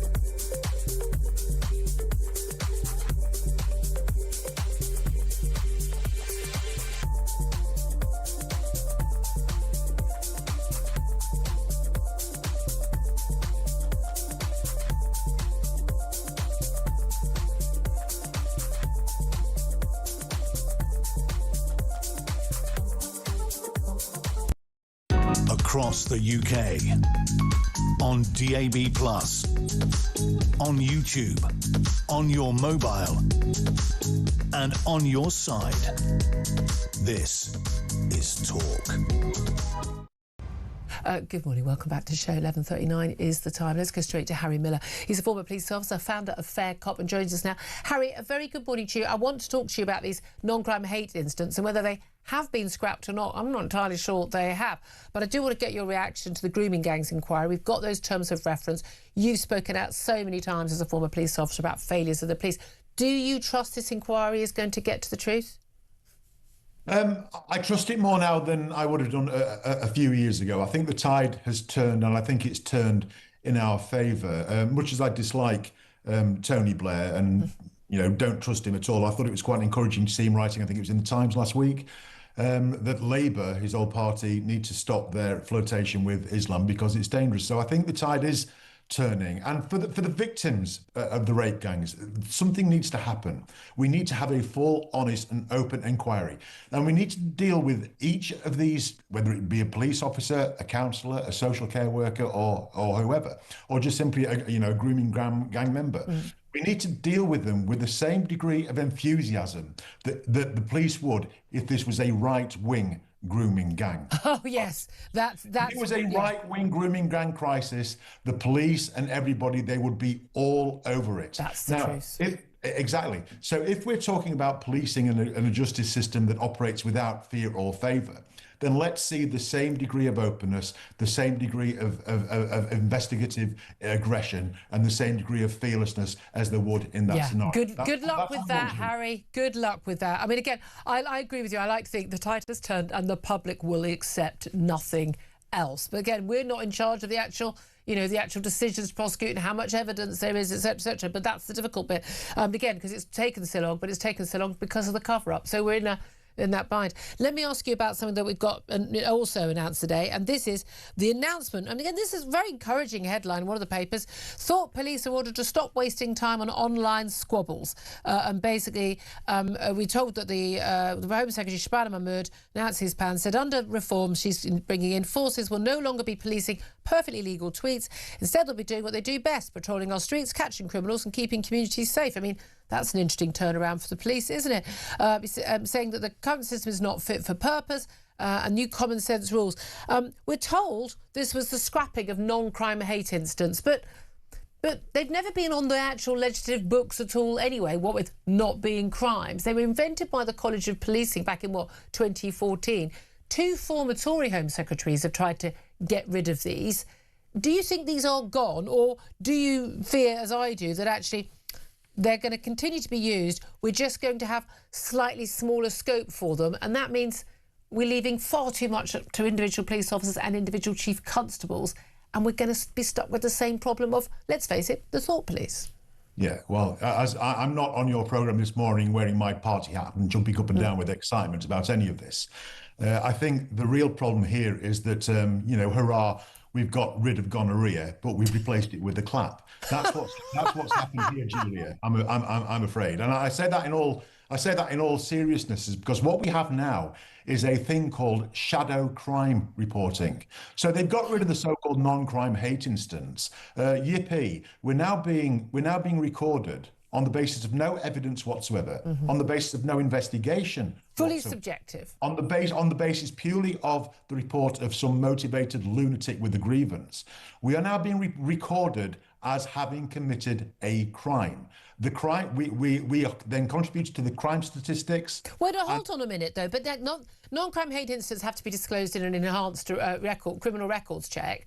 But they're saying it will no longer be the case that they are recorded and have to be revealed in the records check, so they won't stop people getting jobs. So what do you talk about? This shadow crime. You're saying that we'll still have that on our records? Yes, yeah, exactly. So they're no longer called non-crime hate incidents. This has been a masterclass of rebranding. What is happening now is that the police are recording people, not as having committed a non-crime, which was a nonsense, but for having committed a crime. And this is the thing. This stems from the Home Office, where a crime is recorded against a person, against a named individual, on the balance of probability that a crime has been committed, but can only be removed if the chief constable personally gets involved and decides no crime has in fact taken place, which leads us to a position where we have shadow crime recordings. And that's the reason that I'm taking the Home Secretary and the Chief Constable of Lincolnshire to the High Court later this year for precisely this reason. Oh, well, fantastic to hear that. But this is the thing. I mean, we've had these high-profile cases, the Father Ted creator, comedian, comedy writer, Graham Linehan. We've had Alison Pearson, we've had Julie Bindel. And again, we think the police have been pretty much humiliated, especially when armed police turn up on a plane at Heathrow Airport to arrest Graham Linehan for some jokey tweets about trans-identified men in women's toilets, for goodness sake.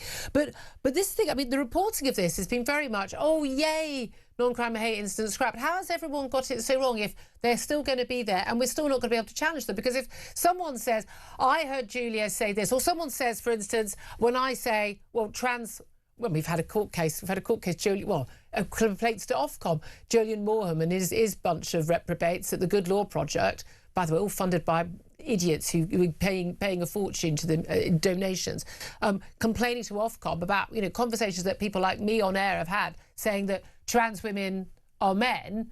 Now, a trans person can say, I consider that to be a transphobic hate crime. So what happens at that point? Okay, so what happens at that point is that if it was you saying this, then more than likely that you would be recorded for a breach of Section 179 of the Online Safety Act for the crime of maliciously spreading knowingly false facts. Information. No, yes. Malicious spreading of facts. Yeah, exactly. The police will continue, I think, to weaponise the various... No, but I've got that on my record. Yes, absolutely. And if I ever foolishly wanted to work with children, I never want to do that. That wouldn't be disclosed. But would I be told that it was on my record? No, not necessarily at all. I only discovered that I had a crime recorded against me because I put in a data subject access request to my local force to discover if they had anything on me. I was absolutely stunned to discover that I'd been recorded for the crime of stalking. And the person that I was stalking was that police officer, Lindsay Watson, apparently. So I wouldn't have known about this. And I don't think, I think this is one of those long incubation period viruses, because let's face it, non-crime hate incidents were around from 2014. Yeah. I blew the lid on it all in 2019. That's a long time. And I think the same thing is happening now with these shadow crime records. But the police have no business getting involved. I mean, if someone says, oh, you know, we believe that's crime now, but the police should know, for instance, and we've seen a huge number of these cases involving trans accusations, completely subjective nonsense. And they say, well, I'm sorry, that's not a crime, that's freedom of speech. So toddle along, stop wasting police time, go and be offended in your own bedroom. But don't waste our police time. But they don't. If they record that, but this is the thing. It is policing what people say. It's entirely subjective. But people don't have a right of reply. It's not like you've accepted a caution, or you've been found guilty in a court of law, or you've pleaded guilty in a court. This is just happening with you having no input. You may not even be interviewed about this, and you might have this on your record. Yeah, that's exactly right. Mind-blowing. The police have discovered a workaround from the judicial process, which is quite terrifying, and it's more typical of the Stasi than it is of the British police. So what they do, they record you. That is then added to the crime statistics, which when the government see that, they go, oh my goodness, look, the crime statistics have gone on. We need to give the police more powers. And so it is basically a circle, JERK, in order to promote the concept of hate crime. And that, of course, is done in order to suppress free speech. The police are not going to give this up, and the college are not going to give this up. This has been an expert rebranding, nothing more. They haven't got rid of thought policing, not one bit. Absolutely extraordinary. I'm very pleased you put everyone right on that. There's Harry Miller, a former police officer and founder of Fair Cop. Thank you.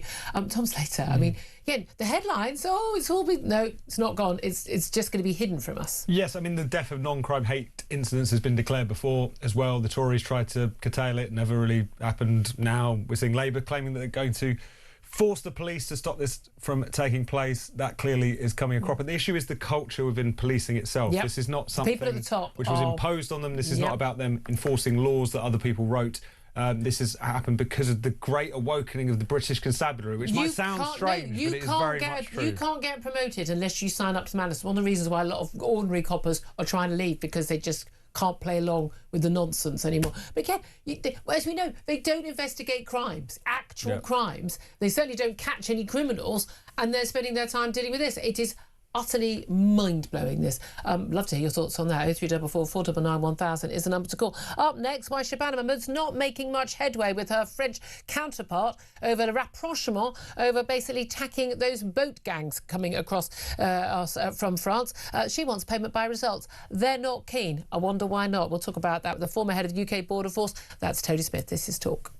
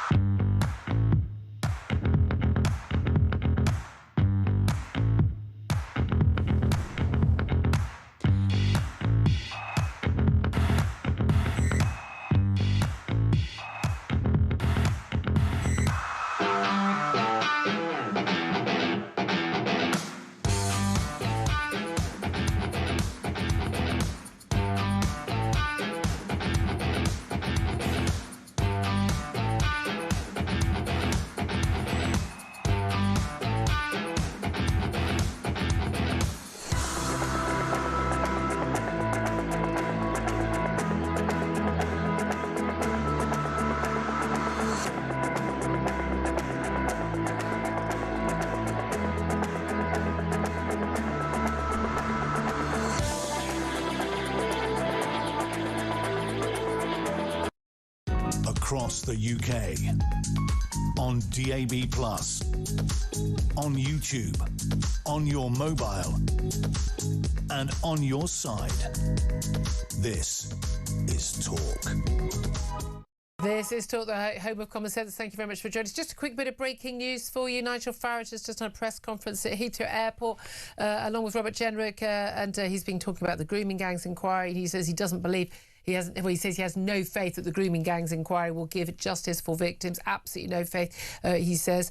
And we're talking more about that with Sammy Woodhouse, who's one of the victims of the grooming gangs, in the next half hour. Also, Reform have announced they are going to scrap air passenger duty if they get elected, to make holidays cheaper for families. And that would be very welcome to a lot of people, would it not? Right now, well, let's talk about the people who definitely don't pay air passenger duty because they're not on planes. And indeed, they're not paying any taxes at all because they're coming across on boats, just paying a sum to one of the many gangs who are providing those huge dinghies to get them across to the UK. They're supposed to be stopped by the French police. We pay them hundreds of millions of pounds a year to stop them. They seem to spend rather more time at lunch and smoking chitanes on the beach than actually doing that. And now the Home Secretary, on the final day that the latest deal is in place, it ends as of tomorrow morning, Shabana Mahmood is demanding for payment by results. And the French have said, inevitably, no. Let's talk about this with Tony Smith. He's former head of UK Border Force. Tony, I mean, what did we expect? Of course they're going to say no, the results aren't very good. Yeah, I think Shabana Mahmood's absolutely right on this, Julia. I think she does need to negotiate a much better deal with the French than the one we've had so far. Fact is, we don't know what a stop means, really. Does that include an arrest? Does that include people that tried to get across and the engine failed? That includes dinghies that were found on this, scattered back into the dunes. I mean, I'd like to know, what do we mean by a stop? Well, that's it. We're told that they're stopping something like a third of boats, so it could be a hell of a lot worse than it is. That's what we're told. Yeah, I know what we're being told, but I think we need much more transparency about that, Julia. I want to see a performance measurement framework. The French should be arresting these people. They're probably illegally in France anyway.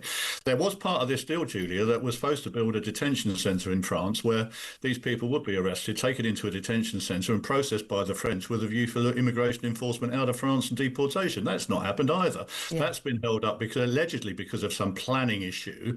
But I mean, the fact of the matter... I'm glad they've got the same problems we've got. They can't get anything done either.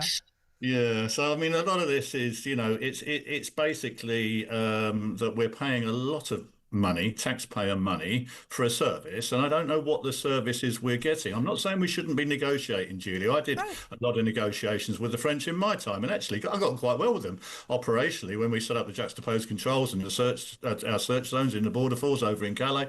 It was pretty good, but this is political, and this is a fact of the matter is that I'm not sure that the French political will is there to actually give us the sort of transparency we need. Well, because this is what I find fascinating, because this is a massive problem for the people who are living locally in Calais to have all of these migrants around. Exactly the same reason why we don't want them in our asylum hotels or houses of multiple occupancy here. But the stupid thing is, I think, on behalf of the French, is one of the main reasons why a lot of migrants are coming into France to go to Calais to try and get on boats to England is because they know that once they get to the UK, they're not going to be able to, they're not going to be deported. They know perfectly well they're going to stay here forever. Like 3 of them might get sent to Paris. They just come straight back.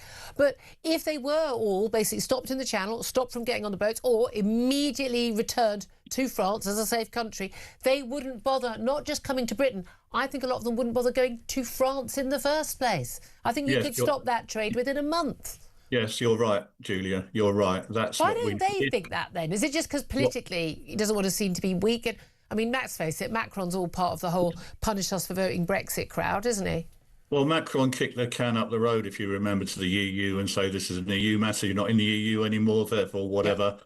I mean, I can tell you they didn't make an iota of difference if we're in the EU or not, because when we were in the EU, then they weren't taking anybody back then either. Well, we're told, aren't we? I see one more message. Oh, we were in the Dublin Convention, we were able to return. But in fact, we made requests, but we only returned a few hundred. And in fact, we accepted, I mean, something like 10 times more than we actually returned.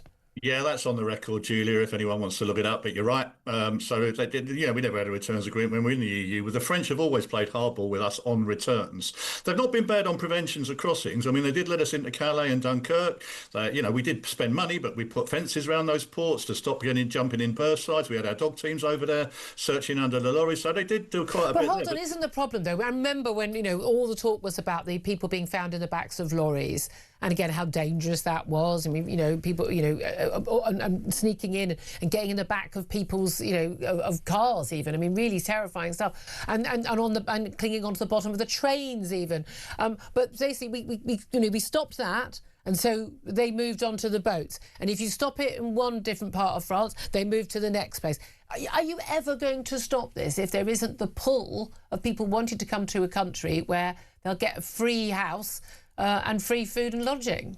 Not without a change of policy in government in France, Julia. That's what we need. And then the other thing, of course, is if we can't control what the French do, what do we do? When you and I have spoken about this many times before. Oh, yes. But, we do need to see what we're going to do about people coming across the channel. Are we still going to let them claim asylum, human rights, and get visa in the community, or should we get much tougher ourselves on immigration enforcement and deportation and removal? And I think we need to have that up there, in our back pocket, because that, I think, is the alternative solution. We can't stop them in France, and we've got to do something to detain, deport them when they get here. Why are they coming here? There's the question. And we all know the answer. We know what needs to be done. No one's doing it. Tony Smith, you've always been the person talking sense on this, former head of the UK Border Force. Tom Slater, editor of Spike Online with us. It is unbelievably frustrating, but you've got to laugh. I mean, on one level, Keir Starmer, it's all going to be so simple and easy. We're just going to go in. It's the Tories were the problem. They weren't having they weren't having a nice chat over croissants with the French, and if only the Labour Party were in charge, it'd all be fine. And it's got worse. It has gotten worse, and I think it's because there's a lack of recognition of the incentives here. Of course, when you have so many people in Calais and elsewhere, that France, if we're being brutally honest about it, are quite keen to get rid of, are they going to go out of their way? They treat them pretty badly. To bring those boats back. So clearly, of course, there's always room for doing deals with your near neighbours, with trying to work out if there are collective solutions to our collective problems, of course. But ultimately, the buck does stop with the government itself. They were never going to be able to outsource this problem to the French, as the previous government tried to do as well. Yeah. And to turn around and be surprised that, hundreds and hundreds and hundreds of millions of pounds later, we're still not in any better position after all that we've seen so far, just is ridiculous. Not really a surprise, is it? Thank you very much indeed for that. Look, lots more top guests coming through the next hour of the show. I'm going to get a lot more of your calls, some extraordinary calls today. Thank you so much for getting in touch. 0344 499 1000 is the number to call. Going to talk about car finance scandal. We're going to be talking to Sammy Woodhouse, one of the victims who's spoken out so brilliantly about being a victim of the grooming scandal. Also up next, going to be talking to a former advisor to the Crown Prince, the exiled Crown Prince of Iran, about what is going on in that conflict. That's up next. This is Talk.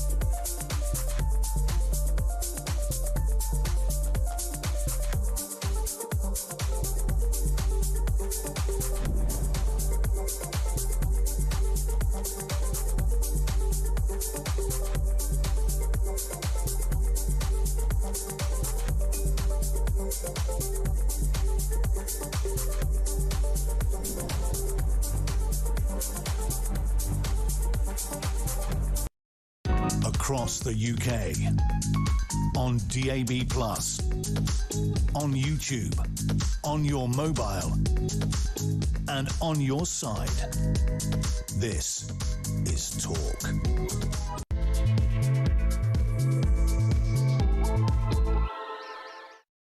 A very, very good afternoon to you. This is Talk with the Home of Common Sense. Welcome back to the show. Welcome to the show. If you're just tuning in, if you've missed anything from the show, you can go to my YouTube page, the Julia Hartley-Brewer Show. I know it's really easy to find. Hit subscribe. You never have to miss a thing. And whether you are listening on DAB+ radio or on your smart speaker, watching on YouTube or your connected device, it is absolutely fantastic to have your company today. In just a couple of moments, we'll be speaking to a former advisor to the exiled Crown Prince of Iran, Reza Pahlavi, to chat about all the latest on the conflict. Also coming up in this hour, we are going to be talking more about the national inquiry into the grooming gangs.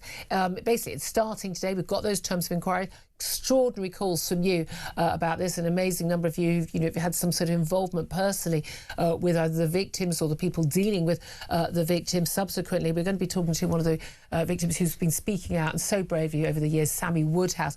She's coming on at 12:30. Also going to talk about that car mis-selling scandal, mis-selling financial agreements. £829 an average compensation for millions of motorists who were mis-sold those car finance agreements. But is that just the tip of the iceberg? All that coming up, plenty more besides. Delighted to say, still joining me in the studio is Tom Slater. He's editor of Spiked Online. Afternoon once again to you.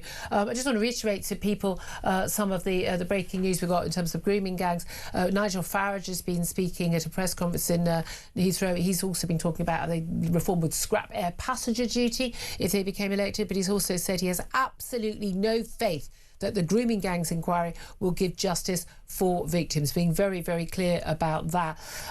That is a big concern, Tom, isn't it? That actually, we've heard it all before. Yeah. This has been on the front page of newspapers since 2011. Absolutely. As you pointed out, other, Labour MPs talking about this, more than 30 years ago. And 30 years ago, we are simply, people just don't have any faith that the authorities are going to get to the truth. They really don't, and therefore I think it falls to the inquiry and to the establishment more broadly to earn that trust, not just of the survivors first and foremost, but the country, who have read about these horror stories periodically over decades now and seen that nothing was done about it. Worse than that, people who raised the alarm were dismissed as racists and bigots and all kinds of horrific things in order to just try and put this issue away. So we'll see what happens with the inquiry. Some of the signs are positive, but we wait to see if it'll actually live up do to we that. Have faith? But sceptical faith perhaps. But also just finally, on terms of breaking news in the last hour or so, Metropolitan Police have said in relation to the sacking of Scott Mills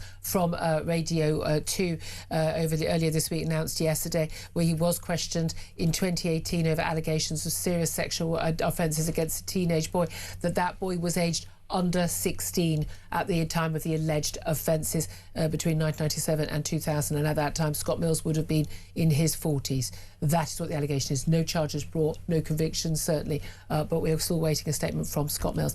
So that's you up to date on everything. Well, there's also the background of the small matter of a war in the Middle East. Certainly today, the Prime Minister is hosting an emergency COBRA meeting where he's over the crisis, where he's basically saying the government can't do it on its own, dealing with the threat to fuel shortages and price hikes as a result of the closing of the Strait of Hormuz as part of that Iran conflict. Well, here to talk about where we are and where that war could lead is Marty Yousefiani. He's joining us in the studio. He's an Iranian political strategist based in Washington, D.C., but a former advisor to the exiled Crown Prince Reza Pahlavi. Thank you so much for joining us, Marty. Really appreciate you coming into the studio as well. It's interesting that we've had Donald Trump. I mean, he makes a different statement. He makes a different announcement every day. Is the war over? Is it not over? Does he want the West's help, the rest of the NATO's help, or does he not? He has said he would obliterate even, every energy terminal, electricity, even desalination plants across Iran, what would frankly be a clear war crime if the Strait of Hormuz is not open. He's also talked about possibly walking away from the war, declaring victory, even if the strait is still closed and impacting the rest of the world and many of his Arab neighbours. Netanyahu, the Israeli Prime Minister, has said the war in terms of its aims is beyond the halfway point, but he doesn't want to give a timeline. Where do you, presumably with rather good sources within Iran, where do you believe we are in this conflict? Thank you for having me, Julia. Whenever you talk about war, the unpredictability of the downstream cascading of all sorts of challenges is exactly what we're seeing today. I think if the Iranian people had to choose between regime continuation or regime change at any means, today they see it didn't happen within the first 10 days or a week or after the objective that was decapitation. So the issue is what next? The issue is the political solution. Yeah. Kinetic action, elegant terminology for war, does not, never, we've been here before, never includes political solutions. And so we need to see as Iranians what the next chapter is. Now, in terms of the president in Washington moving the target, that's a strategic approach that he has had on many fronts, constantly moving the target. Yeah. But in terms of the Iranian people wanting to see what's next, that is the driving concern. And this is the thing, there are kind of three different war aims here, aren't there? There's what the Americans want in terms of the nuclear threat and, you know, long-standing issues over the Iranian threat to the Americans. And of course, it goes way back to the hostage crisis, you know, way back under Jimmy Carter, and the slaughter by Iranians of American troops, no doubt at all. We've got the Israelis concerned about the existential threat to Israel from the clear statements of intent from Iran and the funding of the proxies, Hamas, Hezbollah, the Houthis and others. But then we've got the Iranian people in Iran, and we've got the Iranian exiles, you know, like yourself, like the Crown Prince, exiled along with his father, the former Shah of Iran in '79, and many Iranians that I know in London as well, who are desperate for the regime to fall, to bring in democracy, to turn Iran to what it was before the Ayatollahs took charge, which was an incredibly wealthy, thriving, pretty free country. Let's not pretend things were perfect. This was never, you know, the Crown Prince's father was not a benevolent, you know, elected Democrat. He was not. He was a dictator. However, rather better than where we are right now. So where do the Iranian people's demands fit into this? Do you think they're being taken into account at all by Netanyahu and Trump? That is the biggest concern.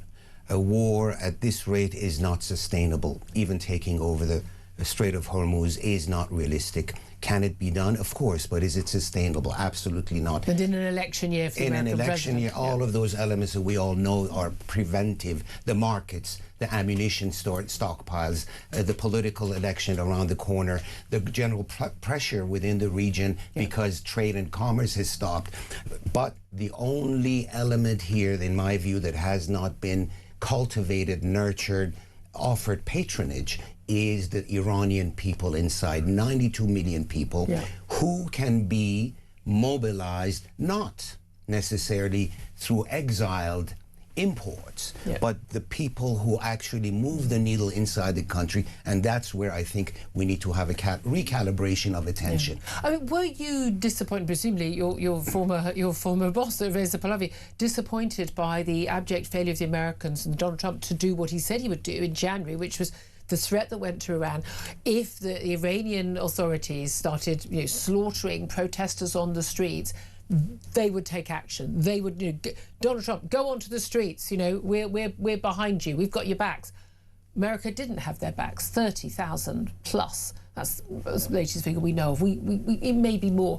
Young protesters, people who just done nothing other than say, we just want to live freely, going onto the streets late December, in January. We've seen executions going on even, you know, this week of young people living a completely normal life who've gone onto the streets, who've been imprisoned, who are now being executed for the crime of just wanting freedom. This is a brutal regime. They care not a jot about any person in the country. Do you think that's a failure by the US government to have actually backed up that threat to the Iranian regime at the time? Or should he just simply have not made a promise to the Iranian people that he was not prepared to keep? Well, I think it's an issue of calibrating ability to deliver the rhetoric. Yeah. The rhetoric was driven by the impetus to tell the Iranian people that we are on your side. But reality was, how can you go an aerial attack and protect? Reality with what is being said is not possible. We see that now.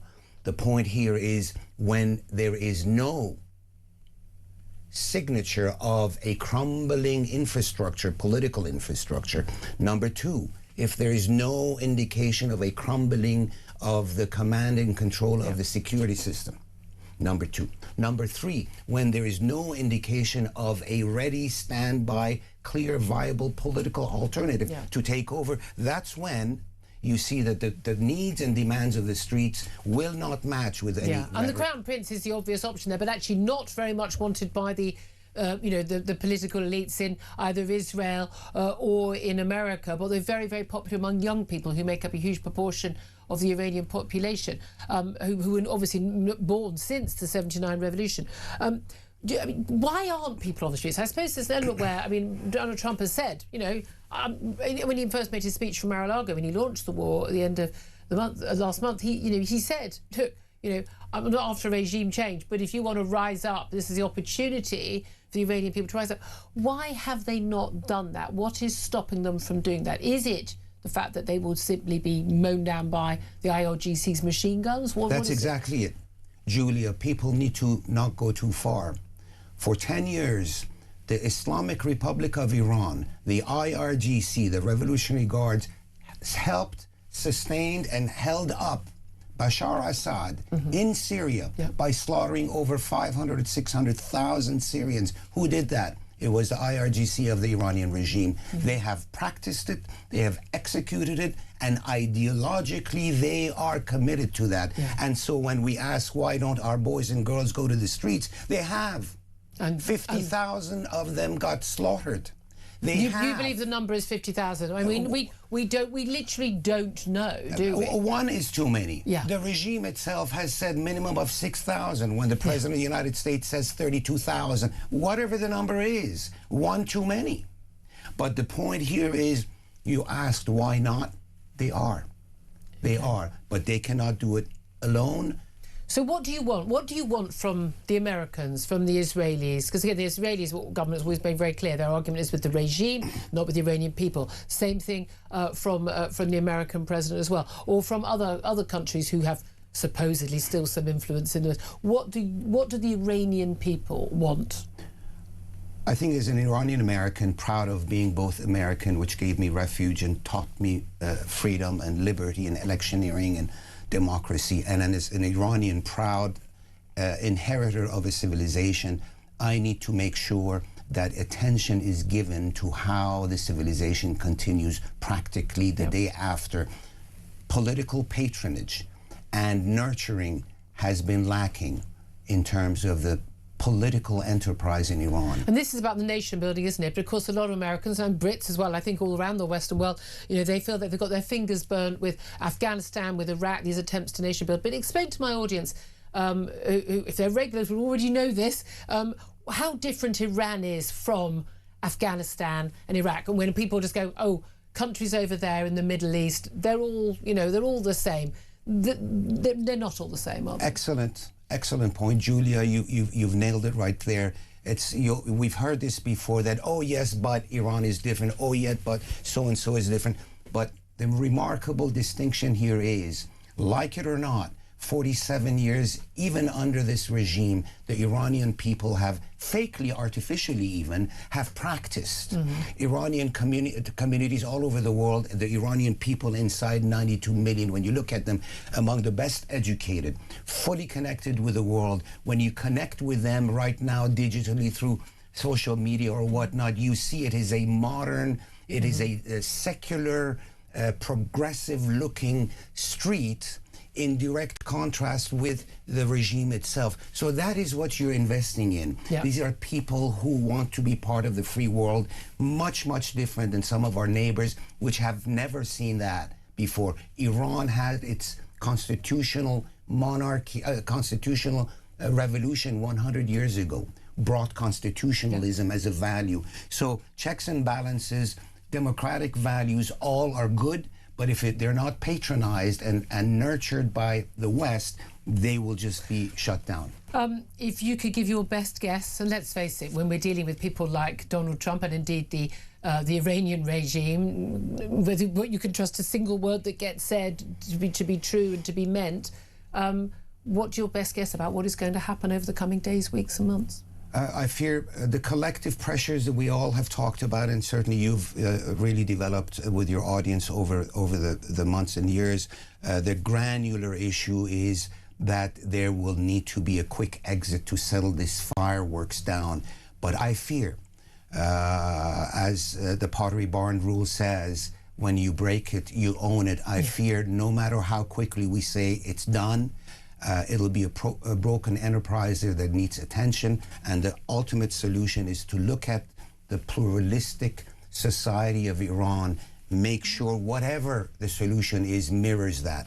Okay, really good to get you in, get your analysis. Marty Youssefiani, he's an Iranian political strategist based in DC, former advisor to the Crown Prince Reza Pahlavi. Thank you so much for joining us. At 12:17 is the time. We're going to take a quick break. We're going to get reaction. I'd love to hear your calls and your calls on the grooming gangs in particular. 0344 499 1000. If you want to react to what Marty's had to say, feel free to call in as well. This is Talk.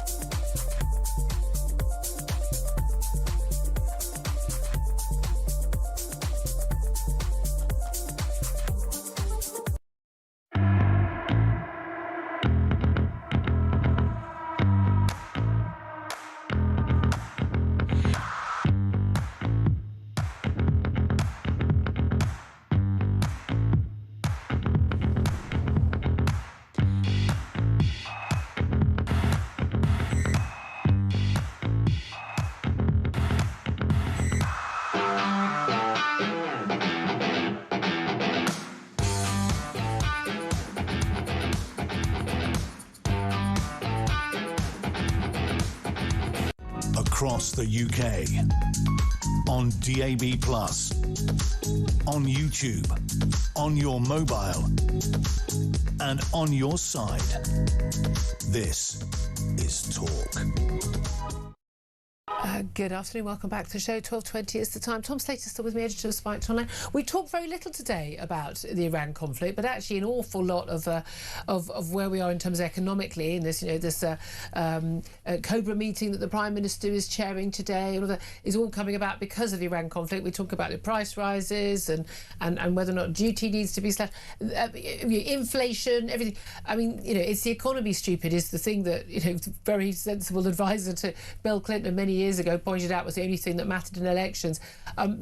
Price rises are what the Iran conflict's going to mean, but it is interesting that when you talk to someone from Iran who about what they want from this conflict, perhaps rather different from what a lot of people are concerned about. No, exactly. There's all kinds of competing interests here, all kinds of competing plans and war aims, and the big question mark really has always been over the Americans, because Marco Rubio can be wheeled out to say here is the 4 objectives we have, and yet that seems to often be sort of contradicted by events. Well, Donald Trump contradicts every 3 minutes. Yes, and it depends where depending on your perspective, is either playing a kind of masterful game of madman theory, what was also while trying to keep the markets steady with his various pronouncements, or he is just all over the place like a shopping trolley. It will take months, years to work out which of those two. Well, we'll have to wait for the perspectives is books at the end of his regime. truth, I mean, that's the thing. In terms of what's going on here, Keir Starmer are organising this emergency Cobra meeting today. I do hope he's listening more than talking. I mean, fine for me to say that, but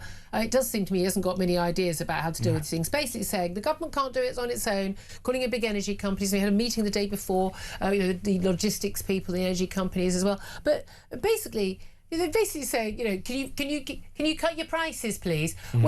When actually the energy we pay on our bills for our heating our homes, not such a big concern right now with the new Ofgem cap coming in as of tomorrow on April the 1st, but also it's summer. It's been a bit chilly in the evenings, but mostly you can certainly survive without having your heating on if you're worried about your bills.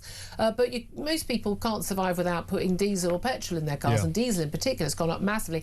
Why diesel more than petrol? Really simple answer, because we basically don't produce any of our own petrol. We import more diesel. Everything we import more of, what a surprise, we end up paying more for. It's almost like if we produced our own, who would have thought of that? That might have helped us. But it's extraordinary that they're basically saying, can you cut your prices? Because what other help can these companies offer? I mean, what else are they going to do? They're not going to magic it up out of thin air, are they? But when you fill up at the pumps, majority of what you pay is in various different taxes to the government. I mean, and even when you have the VAT, like you have the fuel duty, and then you have VAT on the... You have a tax on the tax, for the love of God. It's extraordinary. The government is raking in an extra £20 million a day in extra tax right now. It's equivalent of £8 billion a year. But the Treasury has pointed out, but we're also seeing our interest rate costs of our debts going up as well. So actually, it evens out. I mean...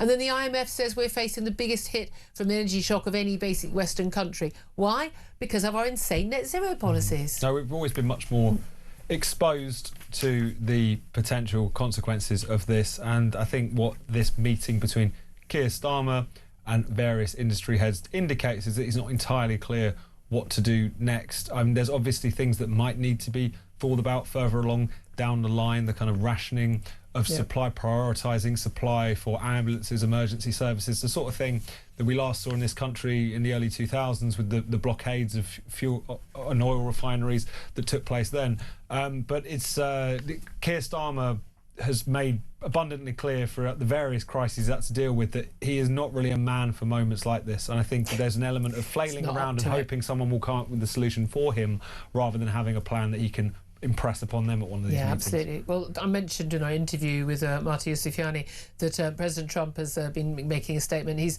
taken aim at the UK again. He tells Britain we should buy our jet fuel from the US because of the blockage of the Strait of Hormuz, or go get your own oil. He's also said the French have been very unhelpful. I mean... That's a statement for all time. Not so useful on the stopping the migrant boats either.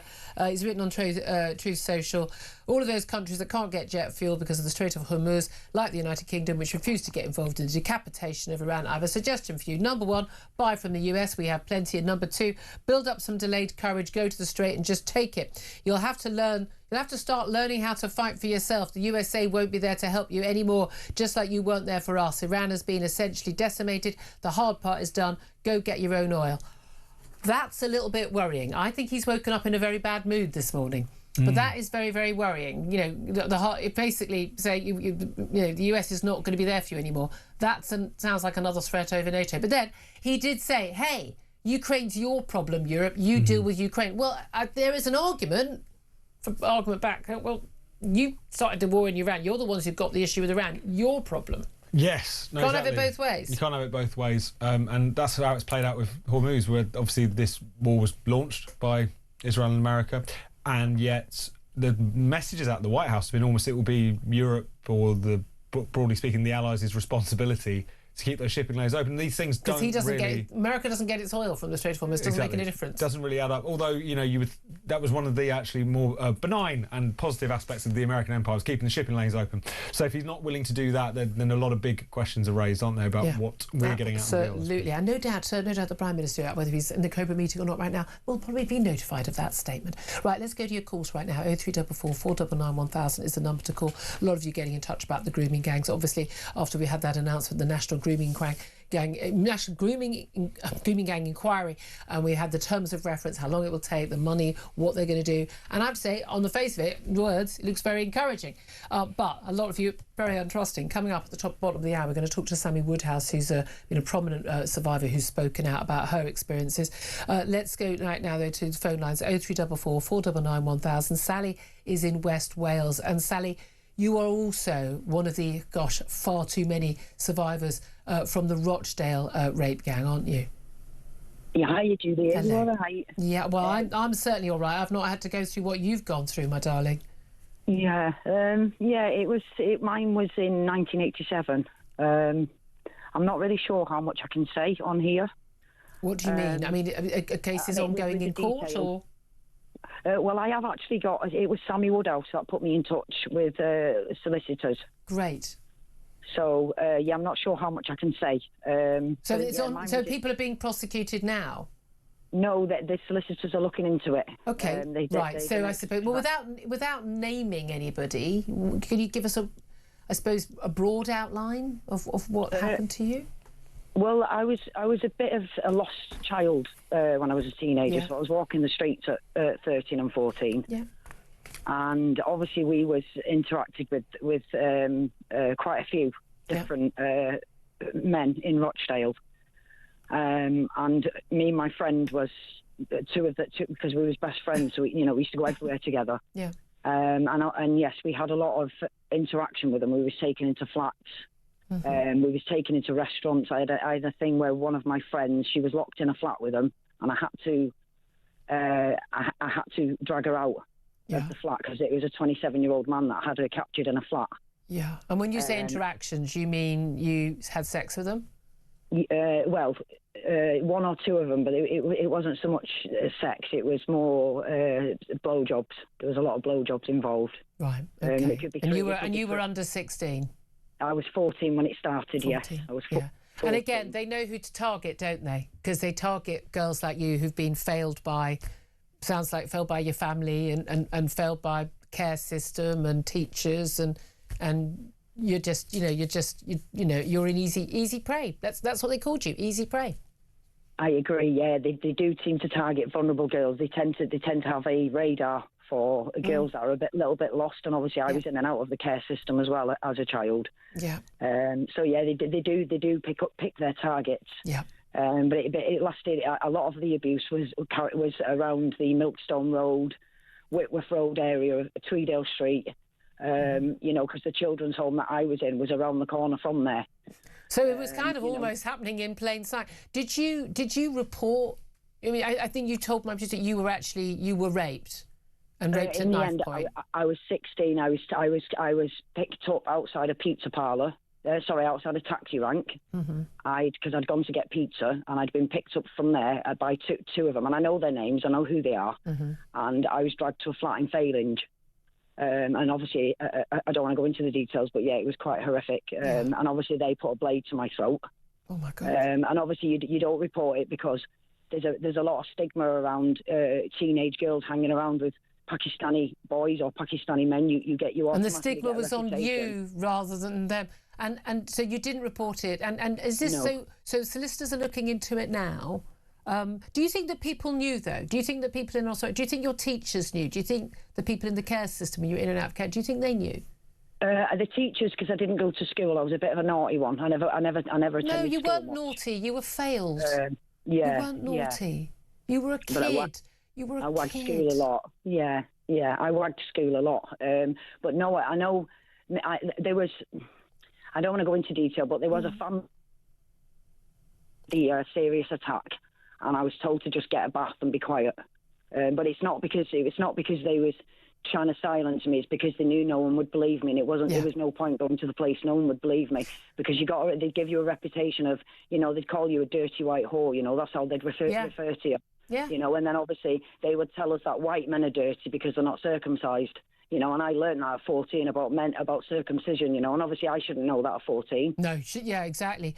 Do you bring it up to date now? I'm just so sorry. I mean, you're talking about it so matter-of-factly, but I know it's not matter-of-fact, and it's a real thing that happened to you. And I'm just so sorry that you've been so failed by everybody in your life.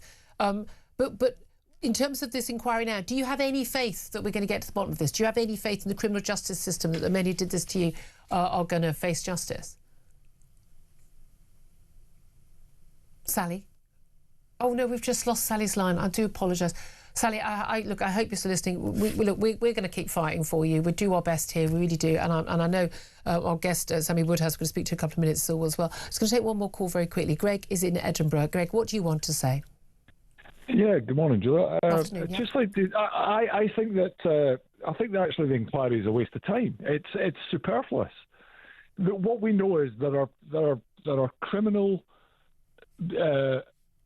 conduct by people in the police. I'm particularly interested as an ex-police officer. If I was working on a front counter or I took a phone call where particularly a young child, had come in and said, I've been raped, I have been indecently assaulted, I knew it was my duty to report that, to make a record of that. But making a record's no sodding use if no action is taken to stop it from continuing to happen. Exactly. But if I was told not to inquire into that, if I knew that was the policy, to me, simply, it's a case of you start at the bottom and you work your way up. Yeah. If Sally had gone into a police station and said, I was raped, and no one took a report of that rape, or no one failed to act on her report, you start at the bottom and you work your way up. Who's responsible? At what point it stopped, that person gets prosecuted. Yeah, exactly. I know. And I think that's what I want this to come out of this. I don't want just an inquiry saying lessons be learned. I want punishments to be dealt, because that's the only way of stopping this from happening in the future. Greg, thank you so much for that call. I really appreciate that. Look, I'm going to read just a bit detail about a competition we've got. Then we're going to get to a break. Then we're going to be hearing from one of the survivors of the Rotherham child sex exploitation scandal. That's Sammy Woodhouse. First up, though, we are giving you the chance to win a life-changing £20,000. It's completely tax-free here on Talk. That's £20,000 straight into your bank account. Spend it, save it, splash it. It's entirely up to you. Here's how you could be in with the chance to win. For your chance to win, text TALK to 83338. Texts cost £2.50 plus your standard network rate. Or call 0343 418 7260. Lines close 9th of April 2026, 4 p.m. That's when you'll need to answer your phone if it rings. 18 plus, UK residents only. This is a network promotion. Full T's and C's at talk.tv/win. So for your chance to win, text TALK to 83338 now. Very good luck with that. Let's go to a break. Up next, Sammy Woodhouse. You don't want to miss it. This is Talk.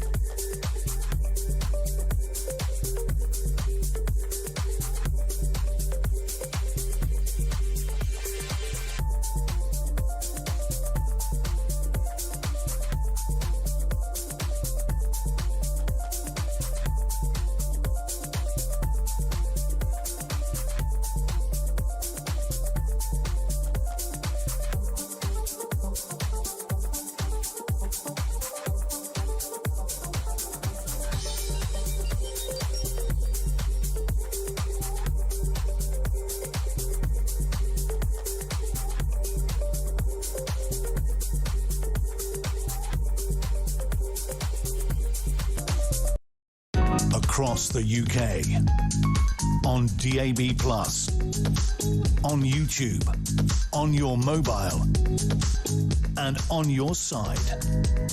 This is Talk.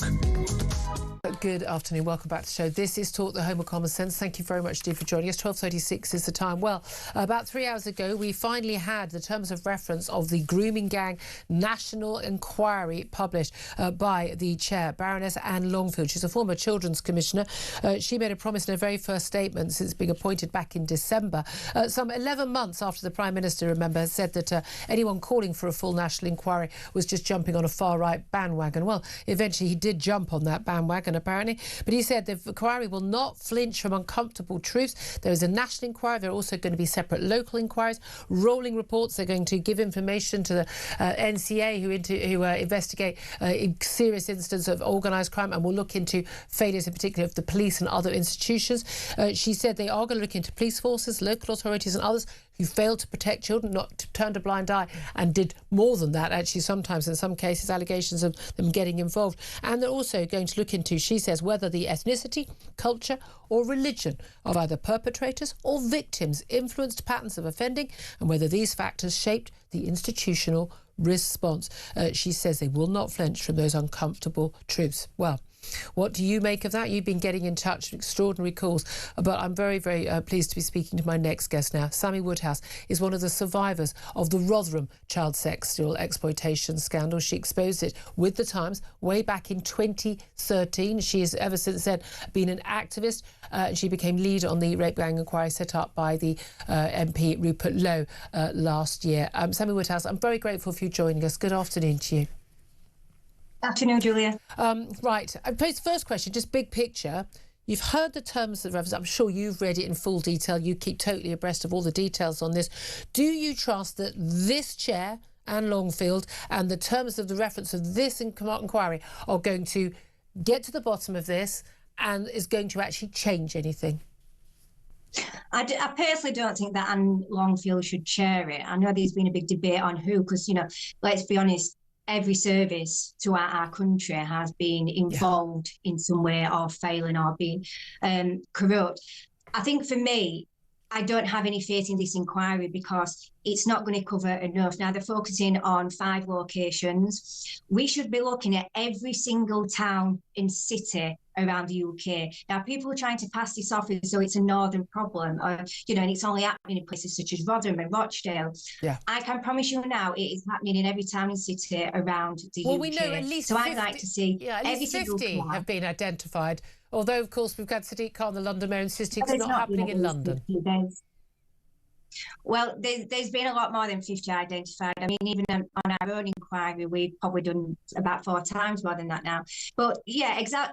For London, you know, people are saying this doesn't happen in London. That's absolute nonsense. Yeah. Why on earth would anyone think that the capital of our country is off limits? You know, just like they're trying to say in Scotland that this is not happening. Yeah. It is happening absolutely everywhere. Now, I've been an activist for 13 years and I've worked with nearly every police force in England and Wales. I've worked with schools, education, you know, NHS. I've worked absolutely everywhere, and it is happening. And it's so frustrating for me as someone that's lived it, you know, and working in it, that I'm having the exact same conversations now than what I, you know, as I was 13 years ago when I started speaking about this. Why is it taking this long, and how much more evidence do people need of what's happening in our country? We're talking about, you know, a mass rape of children being tortured, trafficked, murdered. They're taking bets in red rooms of how we can torture children. You know, you've got children that are being raped by animals. It's absolutely shocking, you know, what's happening. And then, of course, you've got the race and the religion element to it that no one dare go near because we can't offend Islam or Muslim. It's absolutely ridiculous and appalling how children and families have been treated in this country. Yeah, and as you say, look, we know it's been happening. We know it's been happening around the country. We know who's doing it. We know who's it's being done to. And what we want is action. But is there a purpose of this inquiry to sort of pull it all together? Because we know we've told, there was the Alexis J looked into things in 2014. Of course, it barely barely touched this. And we know that the key issue here is, we know there's sexual abuse in every race, in every religion and none, and around the world. That's not the point. The key thing here was the deliberate targeting by one national heritage group, Pakistani Muslims, from largely a very small area in Pakistan, of white working class girls, basically because they were easy prey, easy fodder, no one cared about them. Like my last caller, they were in the care system, in and out, no one was looking after them, and they could basically get away with it. And the crucial thing is they got away with it because this is something crucial, and it's vital that the inquiry looks into this, tackling the issue that there was deliberate targeting by one group to another, but also crucially, they were not challenged by the police, they were not arrested, they were not prosecuted, no one did anything. But whether it was care homes, whether it was social workers, whether it was the police, whether it was anyone else, because community cohesion, don't want to be called a racist, don't want to be called an Islamophobe, and that was a bigger concern than you should say the mass rape, torture, beating, and yes, murder of young girls. Do you think that there's any possibility that if they can expose that in a report, that at least the people on the left who are still denying this, by the way, do you think that it can at least establish the facts incontrovertibly, and at least from then we can start to try and change things? Is there any scintilla of hope for you? I don't think they'll ever expose the scale of it. And if they did, the entire country would crash, because the scale of this is just so large. I think that, when we're talking about the left, there's always going to be people that will just never accept this. Yeah. And, the truth of the matter is children are being sacrificed for the sake of diversity and for votes. This is what it was all about. It was about politics. The fact that people were so afraid to be called racist or Islamophobic, and they'd rather, children be gang raped and tortured and everything else what's happened, is just absolutely sickening. And when people say to me, well, back then we didn't quite understand it. You'd think that common sense tells you gangs of men raping children and torturing them. What kind of education do you need? But also, that's just common sense. Times haven't changed that much. I mean, I know attitudes towards sexual harassment of women in offices has changed since the 1970s. Or attitude to gang rape of children. I'm pretty sure when I was growing up, we all knew that was wrong then. Sammy, I know you've told people many times, and you've spoken about, but it is important, and I don't want people to go into not for the lascivious reasons, but just can you give us just a rough overview of what happened to you, from what age, and who you told, and what happened as a result of that? Yeah, of course. So I met Arshad Hussain just after my 14th birthday. I was just on a local shop, so I suppose wrong place, wrong time. I was with a friend, and he knew my friend. He asked us to go for a spin in the car, and we said yeah. And of course, I had no idea, but that was going to be the moment that changed my life forever. And I would go on to be abused and physically for several years. I was also... I'm so sorry. So there's a slight delay on my end. I'm so sorry. Were you a troubled teenager at the time? Were you in a happy, safe family environment? What was the background? I came from a working class family. I was confident, bubbly. I had lots of friends. I was good at school. Yeah. I was a dancer from a very young age at 4, so I would travel all around the country, from the little gold medals. Yeah. I stopped dancing when I was probably about 11 or 12 years old, and that's when things started to go downhill for me. And I started, kind of hanging about with friends on the streets. So I wouldn't say I was vulnerable, apart from the obvious fact of I was just a child. You were there and you were available. Okay, so what happened? Yeah. So I was abused by Arshad Hussain, and the process started really, really quickly. And I was taken to hotels, B&Bs, flats, houses. I even lived with his family for a while. There was a lot of women facilitating, houses and things as well. People think that this kind of crime can only be committed by a man, but our women was involved in this as well. Yeah. So, but I became pregnant twice. First, when I was 14, I was forced to get an abortion because my parents wanted to use the DNA from the baby to prosecute him. I again got pregnant when I was 15. I gave birth to my son when just after my 16th birthday. But I never saw this as a child being exploited. I thought this man was my boyfriend. It was happening to a lot of people around me.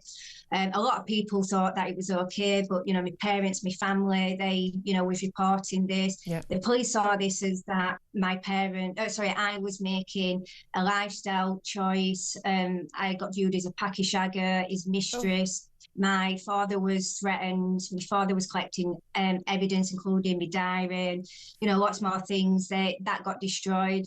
The police, so PC Hassan Ali, and I can name these people, so it has been proven in a court of law. He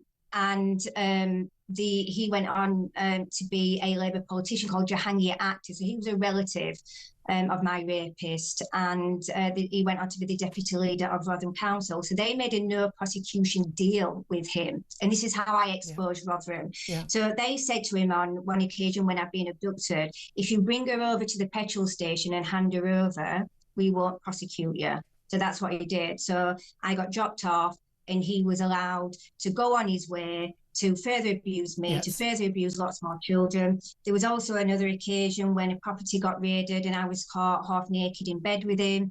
And they arrested me because I had a baton, which is classed as, an offensive weapon, and they let him go free. So there was all these occasions that they could have stopped him. And they didn't. So the idea that, well, they just didn't know. They did know. And you said, children were sacrificed for votes. It was just politically easier to allow this to carry on. Yeah, absolutely. Labour are just up to their neck in this. But the thing is, we can't just blame Labour. The Tories have been in power for many years as well. It seems to be every political group. And I'll be honest, I've worked in government with politicians for 13 years. There's one person I have hope left in, and that was Rupert Lowe. Mm-hmm. And that's why I worked with Rupert Lowe on the inquiry, because, about a year ago, he contacted me and, he said, I've heard this has been happening. Is it true? What do I need to do? Mm-hmm. I told him what to do, and he walked straight into Parliament and he did it. And, I'll be honest, he certainly helped keep it on the front page. And that's the thing. We need to keep people talking about it, and don't turn away, because it's all too gruesome and horrible, because we need to talk about it, we need to know about it, and then we need to do something to stop it. Yeah, that's the crucial thing. But what they're doing to people that have been trying to raise this, I couldn't even tell you how many times people tried to have me arrested. Yeah. And I've had people at my home, I've had people target my children. I've been through worse in the last 13 years as an activist for exposing this than what I did as a child. And it's not just me that's going through that. And it's not just a thing of the past either. Anyone that dares to challenge this becomes a target. Yeah. That has to stop. Absolutely. Sammy, I think you're an amazing advocate on this. You've done incredible work, and incredibly... it always sounds patronising to say, but you are brave. This is proper courage. Sammy Woodhouse, one of the survivors of the Rotherham child sexual exploitation scandal, who actually exposed it herself. Thank you so much for taking the time. Tom Slater, the calls we've had, our guests, it's mind-blowing. It's just... I still just can't quite get my head around a lot of it, even all these years discussing this. No, exactly. And yet we're only really still at the beginning of working out the full scale of what went on after decades of denialism, and at the beginning of trying to get some level of justice. This is a sort of poison that's been in the heart of so many of our communities, which has driven disaffection, which has driven it's the most grotesque sense in which many communities have been left to wither on the vine, their concerns ignored, and demonised even. Yeah. So cutting this out now is absolutely essential, but it's unfortunately it is, even after many, many decades of this issue trying to be reckoned with, we're only really at the beginning of that. Exactly. Can I just say, one of the most telling things she said there was actually about the women being in a house, but actually there were plenty of women in the family who would have known exactly what was going on and said and did nothing. 12:49 is the time. We're going to take a break. Up next, we're going to talk about that car finance scandal with the consumer journalist Harry Kine. This is Talk.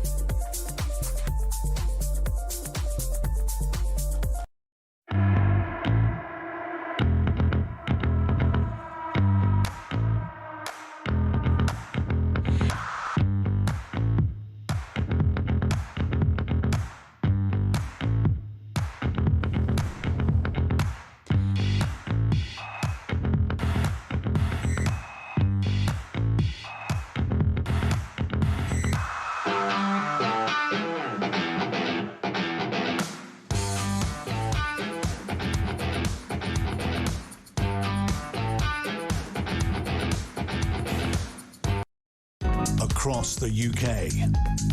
On DAB+, on YouTube, on your mobile, and on your side. This is Talk. Good afternoon. Welcome back to the show. 12:52 is the time. Do you know, I feel like we're taking a bit of a breather from the horrors of the grooming gang inquiry, the information, but we simply cannot turn our heads away from that stuff. We need to know what's happened so we can actually challenge it and stop it and take action and make sure it doesn't happen in the future. That is the absolute key. But let's talk right now about something which, rather lighter, because it's just a car finance scandal as opposed to a grooming gang scandal. But millions and millions of drivers, 12 million drivers it would appear, were missold motor finance agreements, and they should receive compensation this year, according to the Financial Conduct Authority, averaging around £829 per person. That's their proposal for redress scheme, costing lenders a total of £9.1 billion, and it's going to see fewer loan agreements eligible for compensation. Many who have got these finance deals may choose to actually go with their own legal action. There have been some group actions as well. But regulators said firms are expected to pay £7.5 billion to people who took out eligible motor finance deals, and the administrative cost of the scheme is forecast to reach £1.6 billion. Well, let's talk about this with Harry Kind. He's a consumer journalist at the Everyday Expert. Very good afternoon to you, Harry. Afternoon, hi. Thank you very much for being light relief on the show today, Harry. So tell us, who are the people who are eligible for this, and how will they know they are eligible? Well, not just light relief, but, a huge cash injection for consumers, £829. Not to be sniffed at. Something like 12 million people who have basically been ripped off. These are people who have gotten these car finance. If you've bought a car new, you will have likely used some kind of car finance. If you bought that between 2007 and 2024, the end of 2024, you're very likely to be eligible. Something like 50% of those who are bought a car in that period are likely to be eligible. And this is where you don't just pay it all. It's not car lease deals necessarily, is it? Or is it just even if you've just done a payment plan? So it would be hire purchase and PCPs. It wouldn't include any leases, and it wouldn't include people buying, cash up front outright. So it's a large group of people, but the problem is, because it's about being missold, about not being told all the information, you wouldn't necessarily know that you were one of the people who were missold to. So luckily, you have the FCA basically saying it's on the lenders to track people down, to find out who they have missold these to and make sure they are made whole.